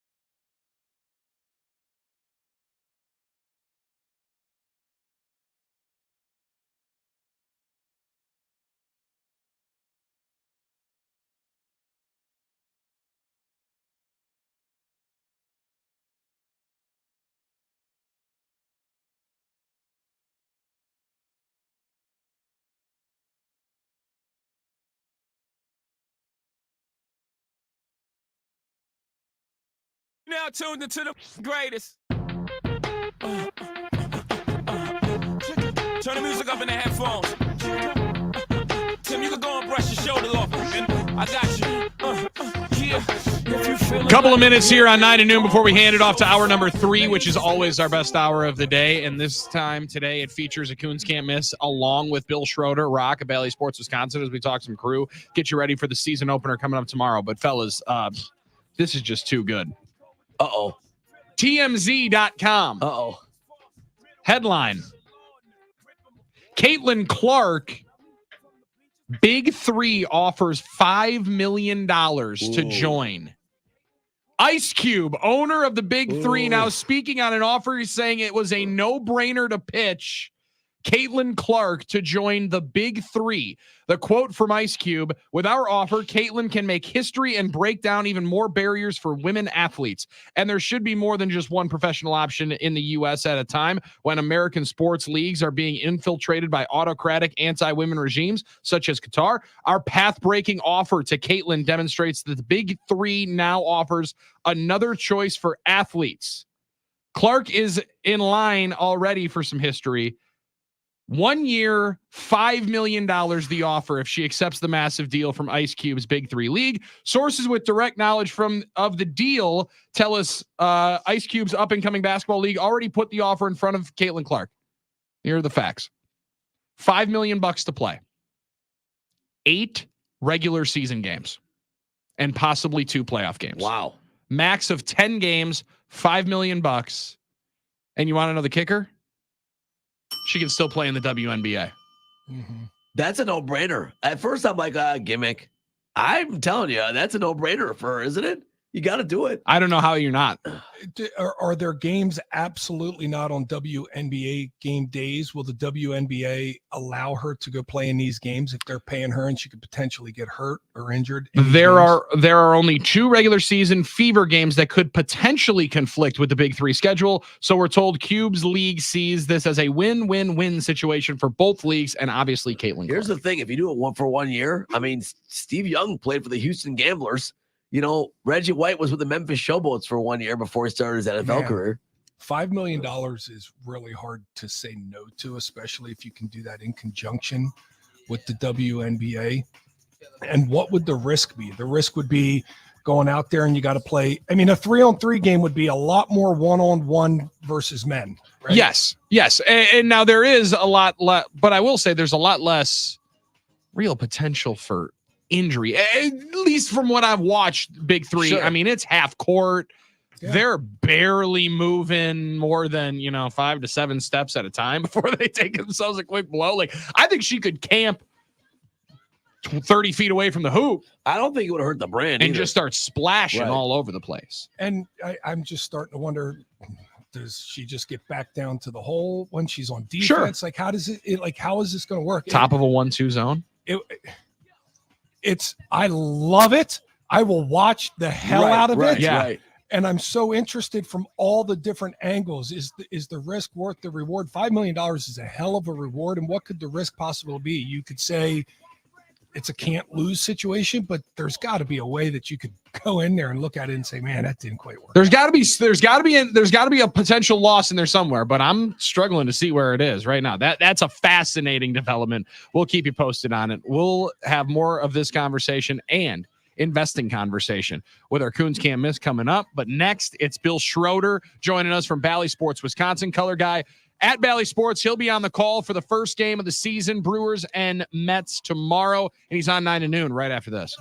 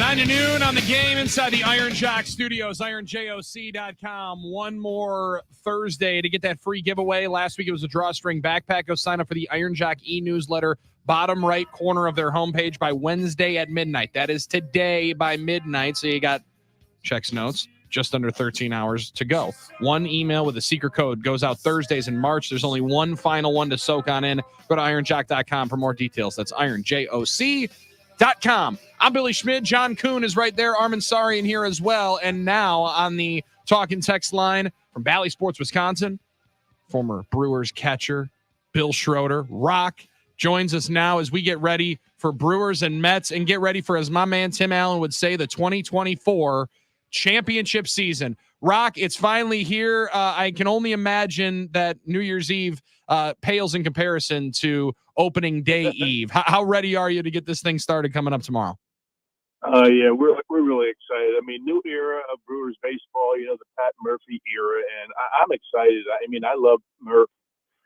He's qualified. I mean, he's paid his dues, and now it's time for him to make his mark on this organization that's been really successful over the last 5-6 years, So it was a pretty quick spring training. It seemed like it went really fast. The weather was great. Guys are really starting to swing the bats well toward the end of spring, and I couldn't be more excited. Of course, I'm not in New York. I'm only doing home games again this year. There we go.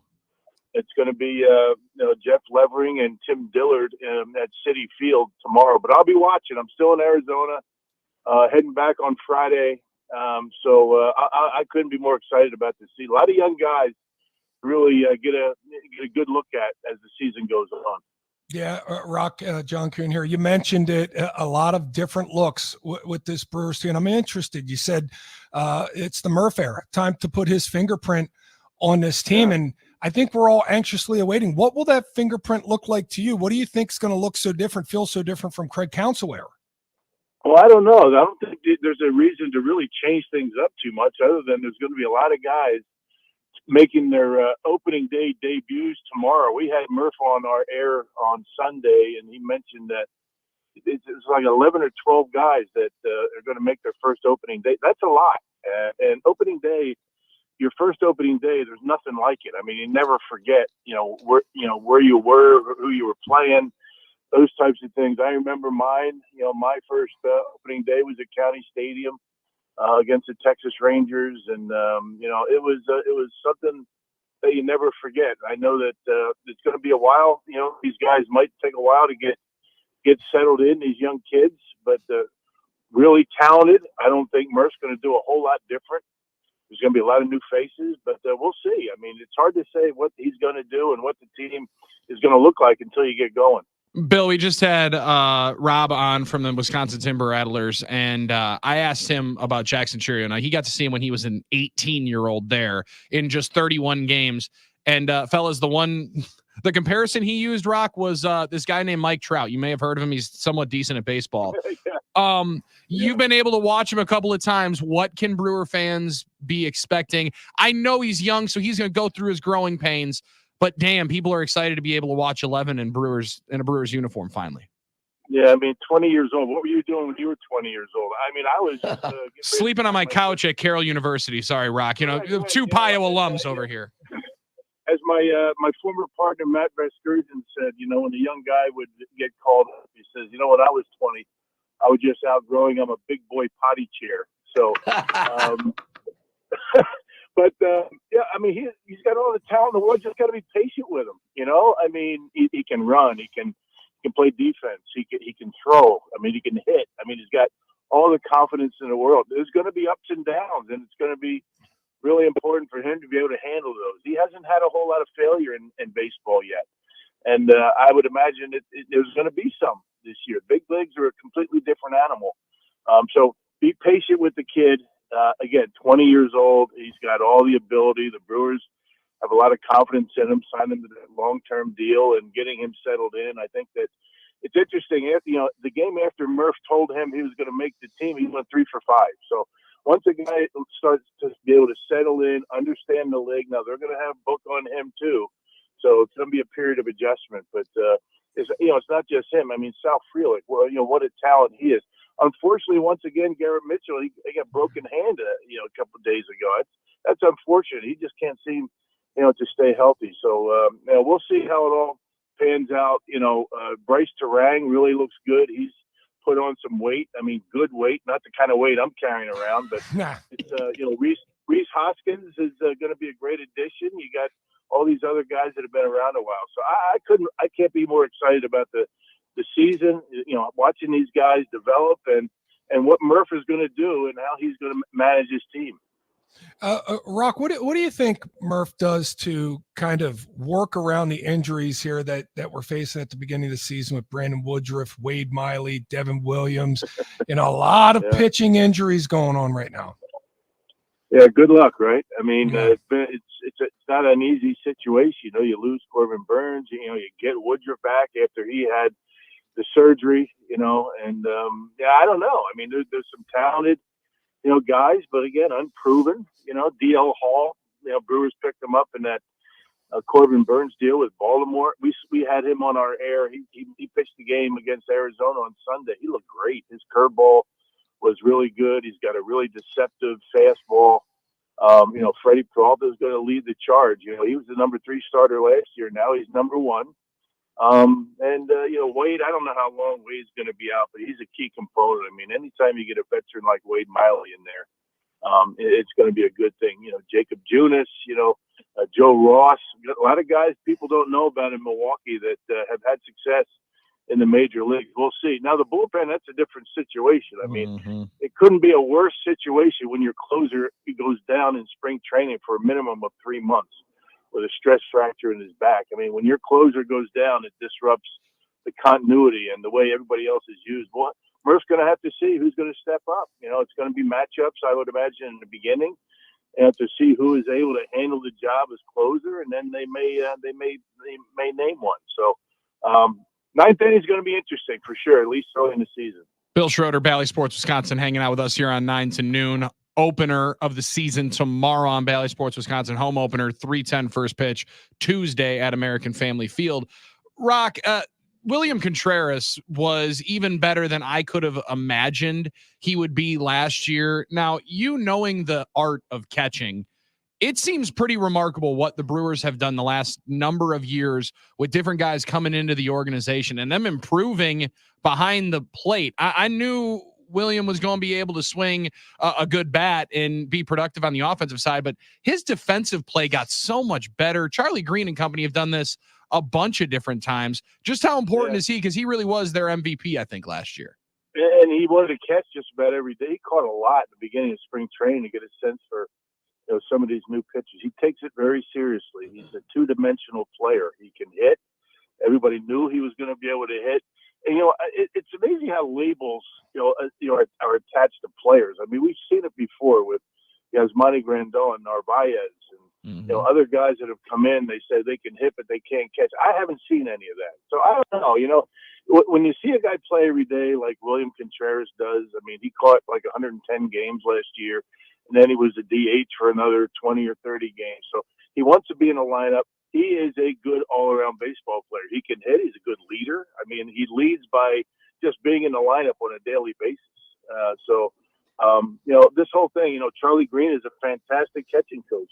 There's no doubt about that. And he has helped these guys, quite a bit. But I think these guys come in here with basic skills that, aren't fair. If a guy's not catching a lot, with Contreras didn't catch a whole lot with Atlanta. But he comes in here, catches every day, and he's been terrific. So, I get concerned about labels when a guy comes in, to Milwaukee. You just don't see it sometimes. Rock, you mentioned it with all these players making their first opening day start, and you're right. We never forget our first time. So I liken this team a lot to the Packers from last year. A lot of youth. A lot of reasons to be excited, a lot of things in spring training or training camp that get the juices flowing. A young guy in Jackson Churio. Tell us and the Brewers fans why, hey, playoffs, don't just think the playoffs aren't going to happen for this team. You don't pick the playoffs, they pick you, right? I mean, it's one of those things where you just don't know. I mean, who would have thought that the Cardinals would have been in last place last year? I mean, everybody loved says, it. Every year the Cardinals are going to be good and they're going to make a run in September and they're always at the top of the division. You know, the Cubs are going to be tough, and I think that the Cincinnati Reds are going to be a handful as well. So you just don't know. A lot of times the healthiest teams are the ones that end up in the postseason. Now the Brewers off to a slow start in that department, no doubt about that. You're not going to see Woodruff probably all season long. Hopefully by the All-Star break, I would say you might see Devin Williams. We'll see, but I don't know. You know, you don't know. I mean, you know, I mean, did everybody pick the Brewers to win a division last year? I'm not quite sure. So the over and under, and I'm not a betting man, you know, so I gamble enough every time I strap a microphone to my face when I go to American Family. Yes, best line ever. That is great. You know how it is, right? You just know what you're one slip of the tongue away from being bounced out. Dang right. Yeah. You know, but you know, the over and under for the Brewers wins is 78, and I think that's fair.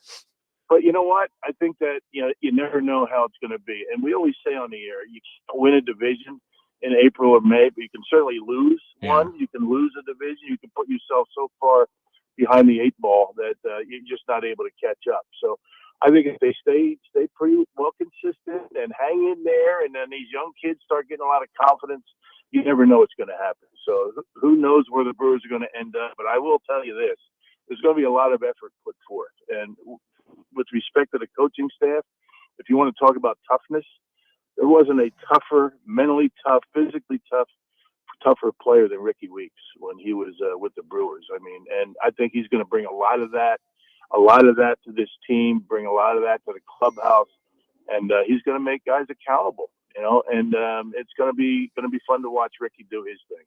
Rock, my final thing is along those lines. Now, listen, as a sub 30-year-old in the city of Milwaukee, you and Bob are the two soundtracks to Brewers baseball. So I appreciate and thank you for that for my lifetime. You've now been able to watch, in my lifetime, the most successful run of Brewers baseball that there has arguably been in the franchise's history. The other one, Ricky was a massive part of. Losing Craig, Mark talked about it, that it was a loss to the community, everything that it was. However, how much of that are they gaining back with somebody that cares about the crew like Ricky Weeks being in that dugout? It does seem like it was an impactful part of the decision for them bringing him on in. Yeah, I mean, Craig was there, 9 years, right? 8+ years. That's a pretty good stretch of time for any manager in the big leagues. Not too many guys are going to, be with one team that long. I mean, guys move around quite a bit. I don't blame Craig. I mean, good opportunity for him, not too far from his home, but I mean, Murph deserves the opportunity. He was there every step of the way with Craig in this stretch of winning for this organization. He's been there. He learned from Craig. Craig learned from him. And Ricky Weeks is just a tough guy, and he's going to learn, what goes on in the dugout. I mean, he's not that far removed. I mean, relatively speaking, from his playing days. Players are different these days. You have to handle them differently. And I think Ricky understands that. When he got called up, he was the forerunner of, all these guys coming up and making their mark, J.J. Hardy and Corey Hart and Ricky Weeks, or I should say Prince Fielder. So a lot of those guys, Ben Sheets and that kind of thing. So it's going to be fun. I think Ricky's got a lot to learn, but I think that, just the way he handles himself and the respect that he gets in that clubhouse and in that dugout is going to push him through pretty well. I can't wait for the on the field parts of it, but just the off the field, the schmaltzy stuff. If it means that J.J. Hardy and Corey Hart and Prince Fielder are coming on back, love that. I'm a fan of it. I'm a fan of it because it hits me right in the feels. Rock, really appreciate it, man. Baseball is back. We can't thank you enough for hanging on out with us, and we can't wait to listen to the call on Tuesday when you're back on, and we'll be watching tomorrow. All right, guys. Thanks. Can't be more excited about the season. The new era is going to be a lot of fun. Got to be patient with the guys, but I think things are going to work out pretty well. I think so too. Rock, we appreciate it, man. We're going to be patient, and hey, we're going to hit that 78 for you on the over. Don't worry. We'll be the betting men for you, all right? Yeah, that's not my 78. That's the so-called expert 78. So, hey, it's like, yeah, we'll see. But thanks for having me on. I appreciate it. Appreciate you coming on, and honestly, thanks for him giving us a win, because that also segues us perfectly in. Rock just gave us a can't miss. Coon might as well as right now, too. The man can't miss. Time now for Coon's Can't Miss, presented by the Potawatomi Sportsbook. Bet big, bet bull. Now, listen, we come on here every day and we tell you exactly what to pick in these games, and I don't know if we would dare to say they're a risk-free investment, but they're a hell of a good time to follow. They're a hell of a good time to follow. And we always tell you about Potawatomi Casino Hotel Sportsbook. We tell you about the Sportsbook a lot. Tell you when that ribbon gets cut here on May 3rd, that's when they're opening the doors. That's when you can go in just in time for the Kentucky Derby, that you'll have more than 200 different seats to plop down in and watch that 2,000 square foot LED screen. They will have their own restaurant, their own food and beverage service in there with the exclusive coon dog on it. They will have standing room for another 200 people, 400 people in there. They'll have a studio for us to do our shows from and have a damn good time while we're doing it. The sports book is fantastic. But have I mentioned what the rooms are like at Potawatomi Casino? Talk about those rooms, John, a little bit. Come on now. They are unbelievable. You talk about a view. Get yourself up on one of the high floors now and catch yourself a skyline view. Get yourself a view of the skyline of Milwaukee. It's absolutely gorgeous, even when there's no sun out, and it's great because that's the way it was last Friday when I took a peek out my window. Fantastic views, comfortable beds, all new amenities that you would expect in a hotel room. The premier spot to stay and play in Milwaukee. Now, last night I went the route of Kareem Abdul-Jabbar. Love that we can still say that name. And Larry Nerd. Larry Nerd. I didn't want to go that way, man. That was a little rough. Well, no, but Indiana State, but we did Indiana go that State, route. Yeah. They were favorites yesterday in the NIT, and they won by exactly their spread, -4. So that starts me off on the week with an 0-2. Nothing like two pushes to get your week started. Yeah, you're pushing all over the place, John, but hey, that's okay. What? Thank you. Nothing like two pushes to get your week started. Yeah, they lose, right? So you push it. You can't make this kind of stuff up. Push it.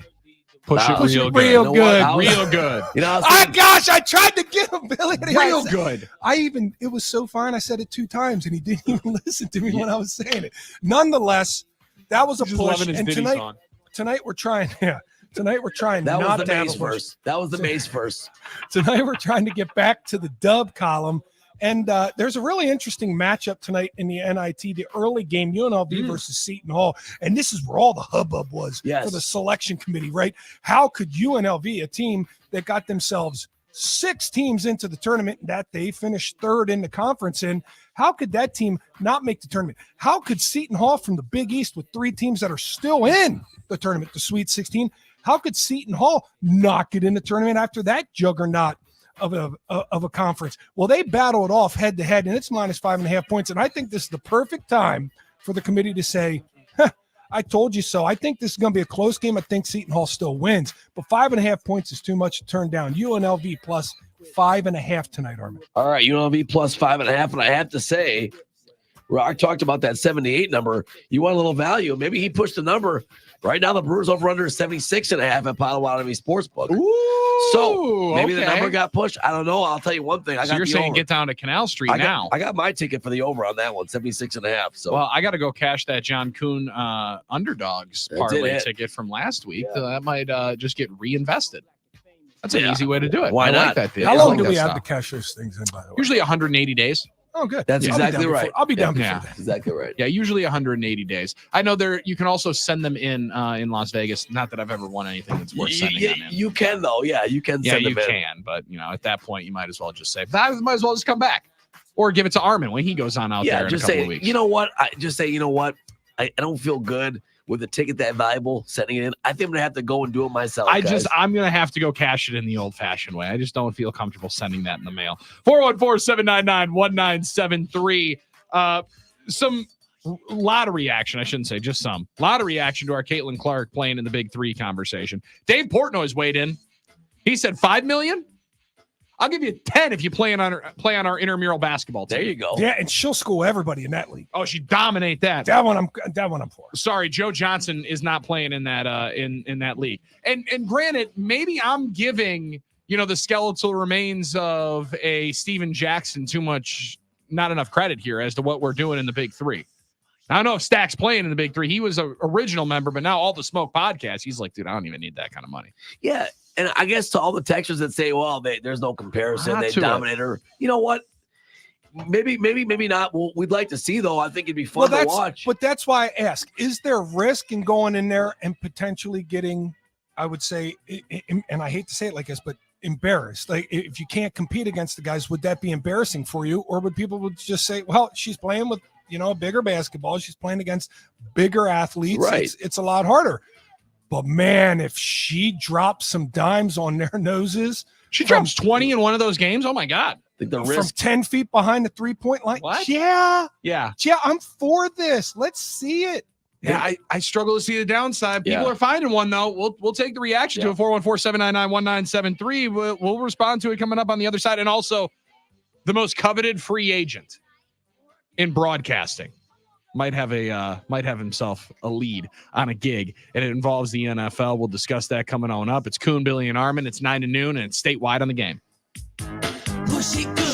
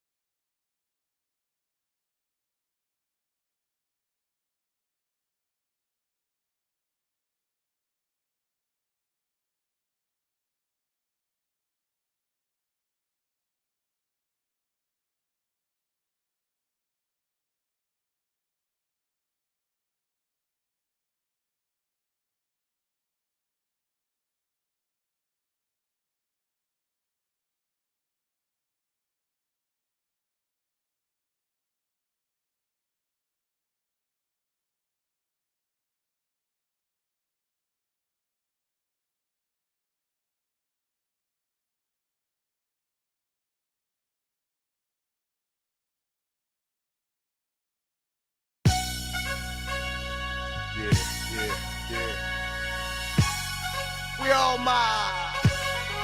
Oh yeah. Come on. Been a good one here today on 9 to noon with Coon, Billy, and Armin. You at 414-799-1973. Thanks for Jason Hartlund, Executive Vice President, CCO of the Milwaukee Brewers, joining us. Same to Matt Schneidman. Rob Verjav, the Timber Rattlers President, CEO, Managing Partner, and Bill Schroeder. Brewers Day does not stop here on the game because coming up here at noon, right at the top of the hour, the big dog. Pat Murphy rolls on in to the Mike Heller show. And that's going to be fun. Like there's no ifs, ands, or buts about it. Murph is an absolute character. He will let you know who's the boss because he steers that conversation. John, I've had a couple of very, very fun conversations with Murph, one of which we were doing more of a podcast style interview, right? So you think you can ask. So Armin never heard it. Never heard Correct. it. So there was no way that he was listening to that. Murph managing at Notre Dame, Arizona State. I'm like, okay, I think you're probably encountering some different issues right there. What do you mean? Well, I mean, like at Arizona State, I'm like, Murph, I walked around there for a recruiting thing, to go to college there. And I was like, I'm going to fail out in 6 weeks because everyone's walking around in swimsuits going to class. He goes, and your issue is? Well, listen, me in college, Murph, I'd have been partying all day long. I don't know how on earth you keep these kids locked in on baseball. He goes, well, Billy, interesting thought. Never came up. You're lying to me, Murph, and just gives one of those nice little winks on off. Don't even worry about it. But I know this conversation. Billy, it's fascinating that you bring that up, the differences in what maybe weather and attire or student allure might be for colleges. Oh, geez, sure. It's very similar to like a Green Bay when it pertains to the NFL and other teams around the league, right? Yes. Could I play in Los Angeles and have perfect weather year round and see all kinds of beautiful sights all the time and have this brand new team in this brand new stadium? I mean, we're talking if it's dollars and dollars, the same amount of dollars, or can I go to Green Bay and live that type of life? But there's a side to Green Bay where it's almost the best place for professional athletes, especially those that might live in the off season, or as we like to call it, snowbird in Florida or Texas or anywhere else that they might live in these big cities, and then they come to Green Bay and just have that focus time when they're in here for football. They can just lock in because there's no distractions. There are distractions. There's always distractions. Oh yeah, but they are on the minuscule level. When you talk about, man, I was down in New Orleans, and when I was down there, I wanted to eat at every restaurant. Of course, everywhere. Of course. To eat, and they have a million restaurants, and I was down there with my family. So we were trying to go to 3 restaurants a week just so we could see everything. Soak it up, the experience. That's not great for a football player to be eating at Commander's Palace and then probably Restaurant not the best, Revolution, and then Mr. Dale's down. A couple of appetizers, entree, maybe a dessert. Yeah, I mean that's not the best thing for a player, and that's on the light side of temptations that go on in New Orleans. So Green Bay, the temptations, the things that could get you in trouble, not quite as big as you might anticipate some of these other spots. But man, is it alluring to players to say, "Oh, geez, man, I can play in this weather. I can have it." So there's many different factors, and I think about school. That's a hell of a recruiting tool for Arizona State. Hey, you got to focus on baseball. Yeah, but walk around here, I think that lifestyle is a. Put your sunglasses on, boy. Before we enjoy this. Enjoy this walk. Blenders. I think it's a bigger lifestyle question too when you're in your young 20s. Or your team, and then like if you're in your late 30s, 18, 19 years old. I think it's a totally different thing because it's, of course, you're more susceptible to being drawn to that type of environment, right? Except like, you're not getting older and you're like, okay, I'm old manning it now. I'm in my 30s. I don't need to be going crazy. Yeah, I can't go at Mill Ave every single night. Sorry, it's a little different. Definitely. Well, and that's where like Rock's talking about Jackson Churio. My man's 20 years old. You know what he's doing when he gets himself his first game-winning hit? Cracking open a Hawaiian punch. That's what Brandon Jennings had to end up doing when he had his 55-point game as a rookie. That's funny. I remember, right? Like that's our celebration. My I was 20 years old. I was doing a lot more immature things that would have got me in a lot of trouble throughout it. So like, it's amazing to witness the different guys. And once you get to a certain level, a certain cachet, and you just have a certain drive, like that cat has been driven since he was 14, 15 years old, John, to be at this exact moment. And he signed an $80 million contract before playing a major league game. It's a totally different world for some of these guys continue to maneuver through, and he's going to play with guys that are making their big league debut at 29 years old. Yeah, and we didn't have enough time there with Rock. We could have talked to him a lot longer. I would have liked to have asked from his perspective, the old player's perspective, about players that come up as early as they do, because we just had one a few years ago that came up kind of early, and it didn't necessarily work out. And if this team was, say, the roster from 2 years ago with all the expectations in the world, would Jackson Chourio be given a little bit more time to perfect his craft, to hone in on what he does, down in one of the affiliates? Or is it the fact that this team is so young, and this team, they are experiencing a lot of things for the first time, and we'll get him up, and so that he can do it together. So when one struggle, we all struggle, or if we all struggle together. That might be an easier way than when, another player comes up maybe a little too early, and that player starts to struggle with guys that have been there, done that, and are looking around saying, hey, we can't deal with the struggles because we need to win, and we need to win now. So I think that may have played a part in, other than just the fact that he's a phenomenal baseball player and the number 2 recruit in all of the league, or the number 2 prospect in all the league. I think that may have played a part as well in him making his opening day roster. Yeah. And John, there's also just like a push in baseball, I think, to get these guys to the big leagues younger, right? Like try and capitalize on what could be a portion of your athletic prime, instead of you riding a bus during that time when you're 24 years old and we might be getting some of your best play. Like there's this cat, Wyatt Langford, who's going to be playing for the Texas Rangers. You want to talk about a team that's still trying to compete. They just came off winning the World Series, and he has played in the minor leagues 44 games. But he dominates spring training. They're like, all right, we're going to give you a chance. Right. There was always this archaic idea that no, you have to have 500 at bats at the AA level. You have to have 500 at bats at the AAA level. Some of it can be learning your mistakes, and learning and taking it at the big league level is a big part of it. And Robin Yount was one of the original examples of that. Robin Yount only played 64 games. Him and Paul Molitor each, only 64 minor league games. Brewers made a decision in the mid-70s that we're going to run these guys up and let them learn. Because remember, Brewers were, well, not expansion, but they had moved from an expansion team. They'd struggled throughout the 70s. And Robin Yount, you look at his first 3 or 4 years in the major leagues, they weren't pedestrian years, but he was learning the position, learning big league play. Maybe that was his development. I don't know if a lot of teams look at it that way now because of service time and such, but maybe this Wyatt Langford will be an exception to that, right? That he might be a different guy. So I look at it like this, and I don't know the game of baseball, the preparation of baseball, the maturation process of baseball, but I know it in football. And you see all the times with young quarterbacks, they get thrust into, when you draft a quarterback in the first round, they get thrown in. The Packers, believe it or not, are the exception, people. They're the exception with what they've done with Aaron Rodgers and Jordan Love. That does not happen. Usually when you draft a quarterback, got to get him in there. You got to play him.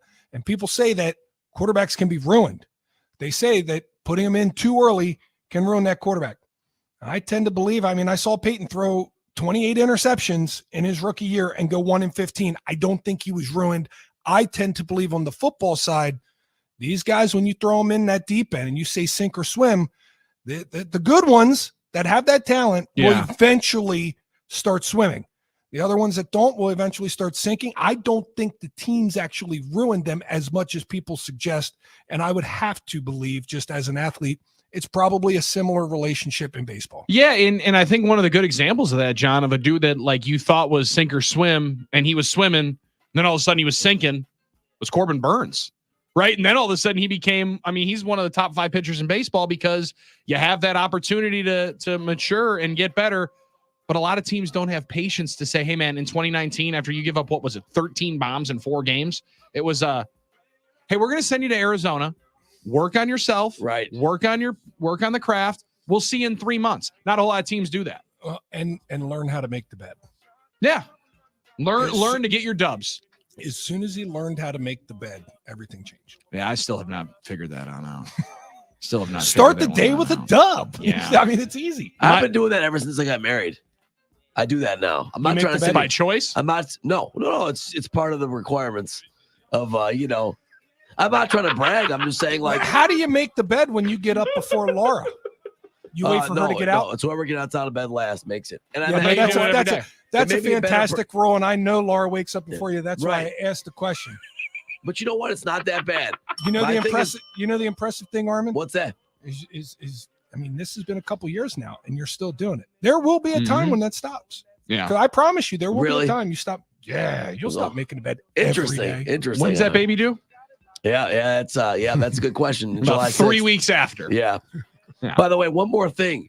I have one more thing, by the way. Oh, this is Armin's One Thing and One Thing Only, brought to you by Armin Sarin and OneThing.org. Need one thing and one thing only, go to Armin Sarin and OneThing.org. Before we get to break, just something to ponder. You talk about Hawaiian Punch. I haven't had one for a while. Is it just me or it never got cold? I liked Hawaiian Punch, but it could never get cold. That's a scientific You fact. had one thing, and that's what you chose to go with? That's what he used I it did on. go with it. I just thought about it. I haven't had a Hawaiian Punch in a while, but it never tasted cold. You missed out. Hawaiian Punch is a beauty. It's good. Well, how Hawaiian Punch or Sunny D? But Hawaiian Punch, I agree. I don't know if I've had Hawaiian Punch since high school without like vodka. I was gonna say, yeah. Once you realize that you could just throw the big 64 ounces, John, into a big Rubbermaid container. Yeah, that was the only way I was drinking. Slice up some fruit. You know, a lot of that frozen fruit right on in there. Somebody on the talking text line said, "Billy, come on, Carroll Spring Fling. What are you talking about? You can get in trouble there." Yes, that's one day.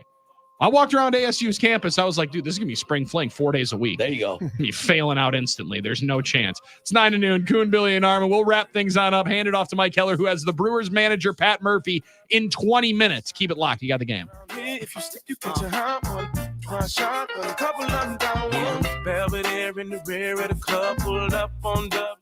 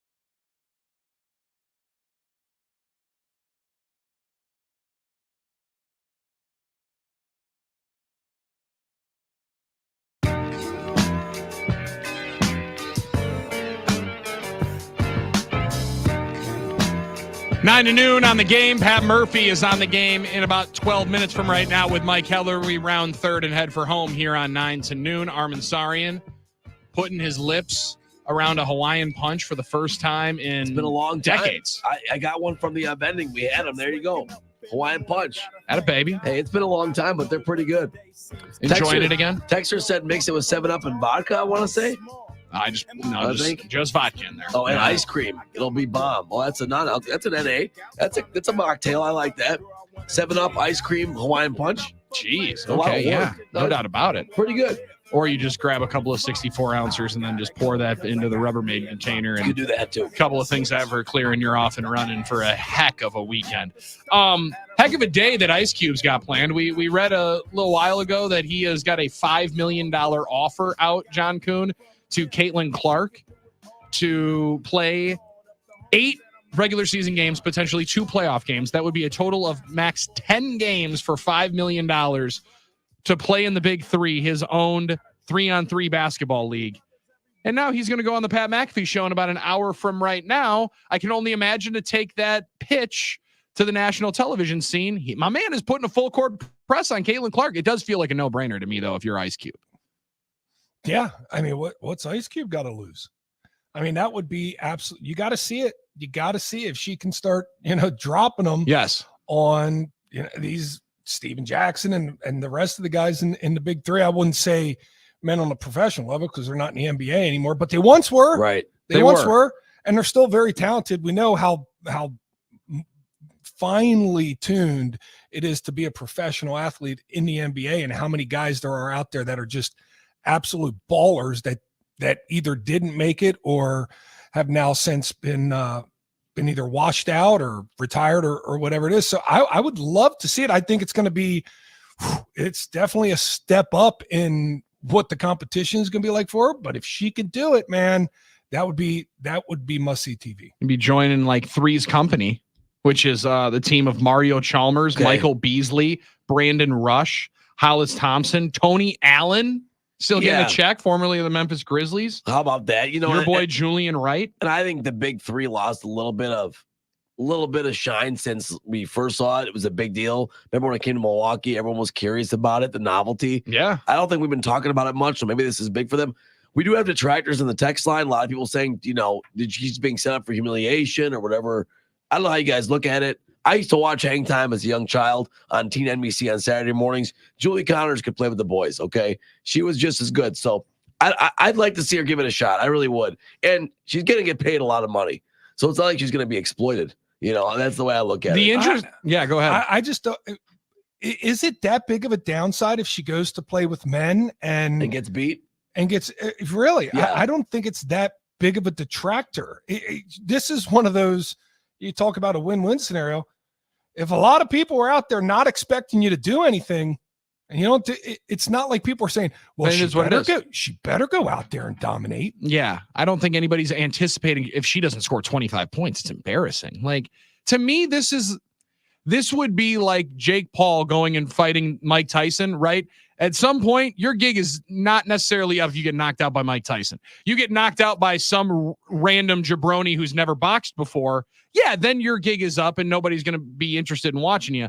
You go on out and play in this where you're playing against Joe Johnson, guy that's played in the NBA for 15 years, right? A number of different dudes. I just don't see her getting embarrassed. However, maybe I'm completely wrong because the 1 ounce difference in the basketball could be completely game changing. So Red Hot Tim Knott said only risk is that she plays with the Big Three and completely throws her shot off when she switches back to the smaller women's ball. The ball, right? Have you ever shot with a women's ball? I think I have, like in high school for like a few shots in practice. It feels like you can shoot phenomenally better. All over the place. They make it. It makes, and that's because we play mostly with men's ball. Now, it's not always going in because we're not professional basketball players. But if it feels for us like it's a notable difference that the women's ball goes in more often than the men's ball because we play with the men's ball, her playing with the men's ball is just like training with a vest on. Sure. When she takes that vest off, good point, yeah, she's going to be on fire. Might even have a more infinite range when she gets to the Indiana Fever. I think it's fascinating. I also like June Milwaukee. I feel like she should do a cool $1 million for a game. She's helping the Big Three grow, if anything, only fair. hey, pull your bargain on up.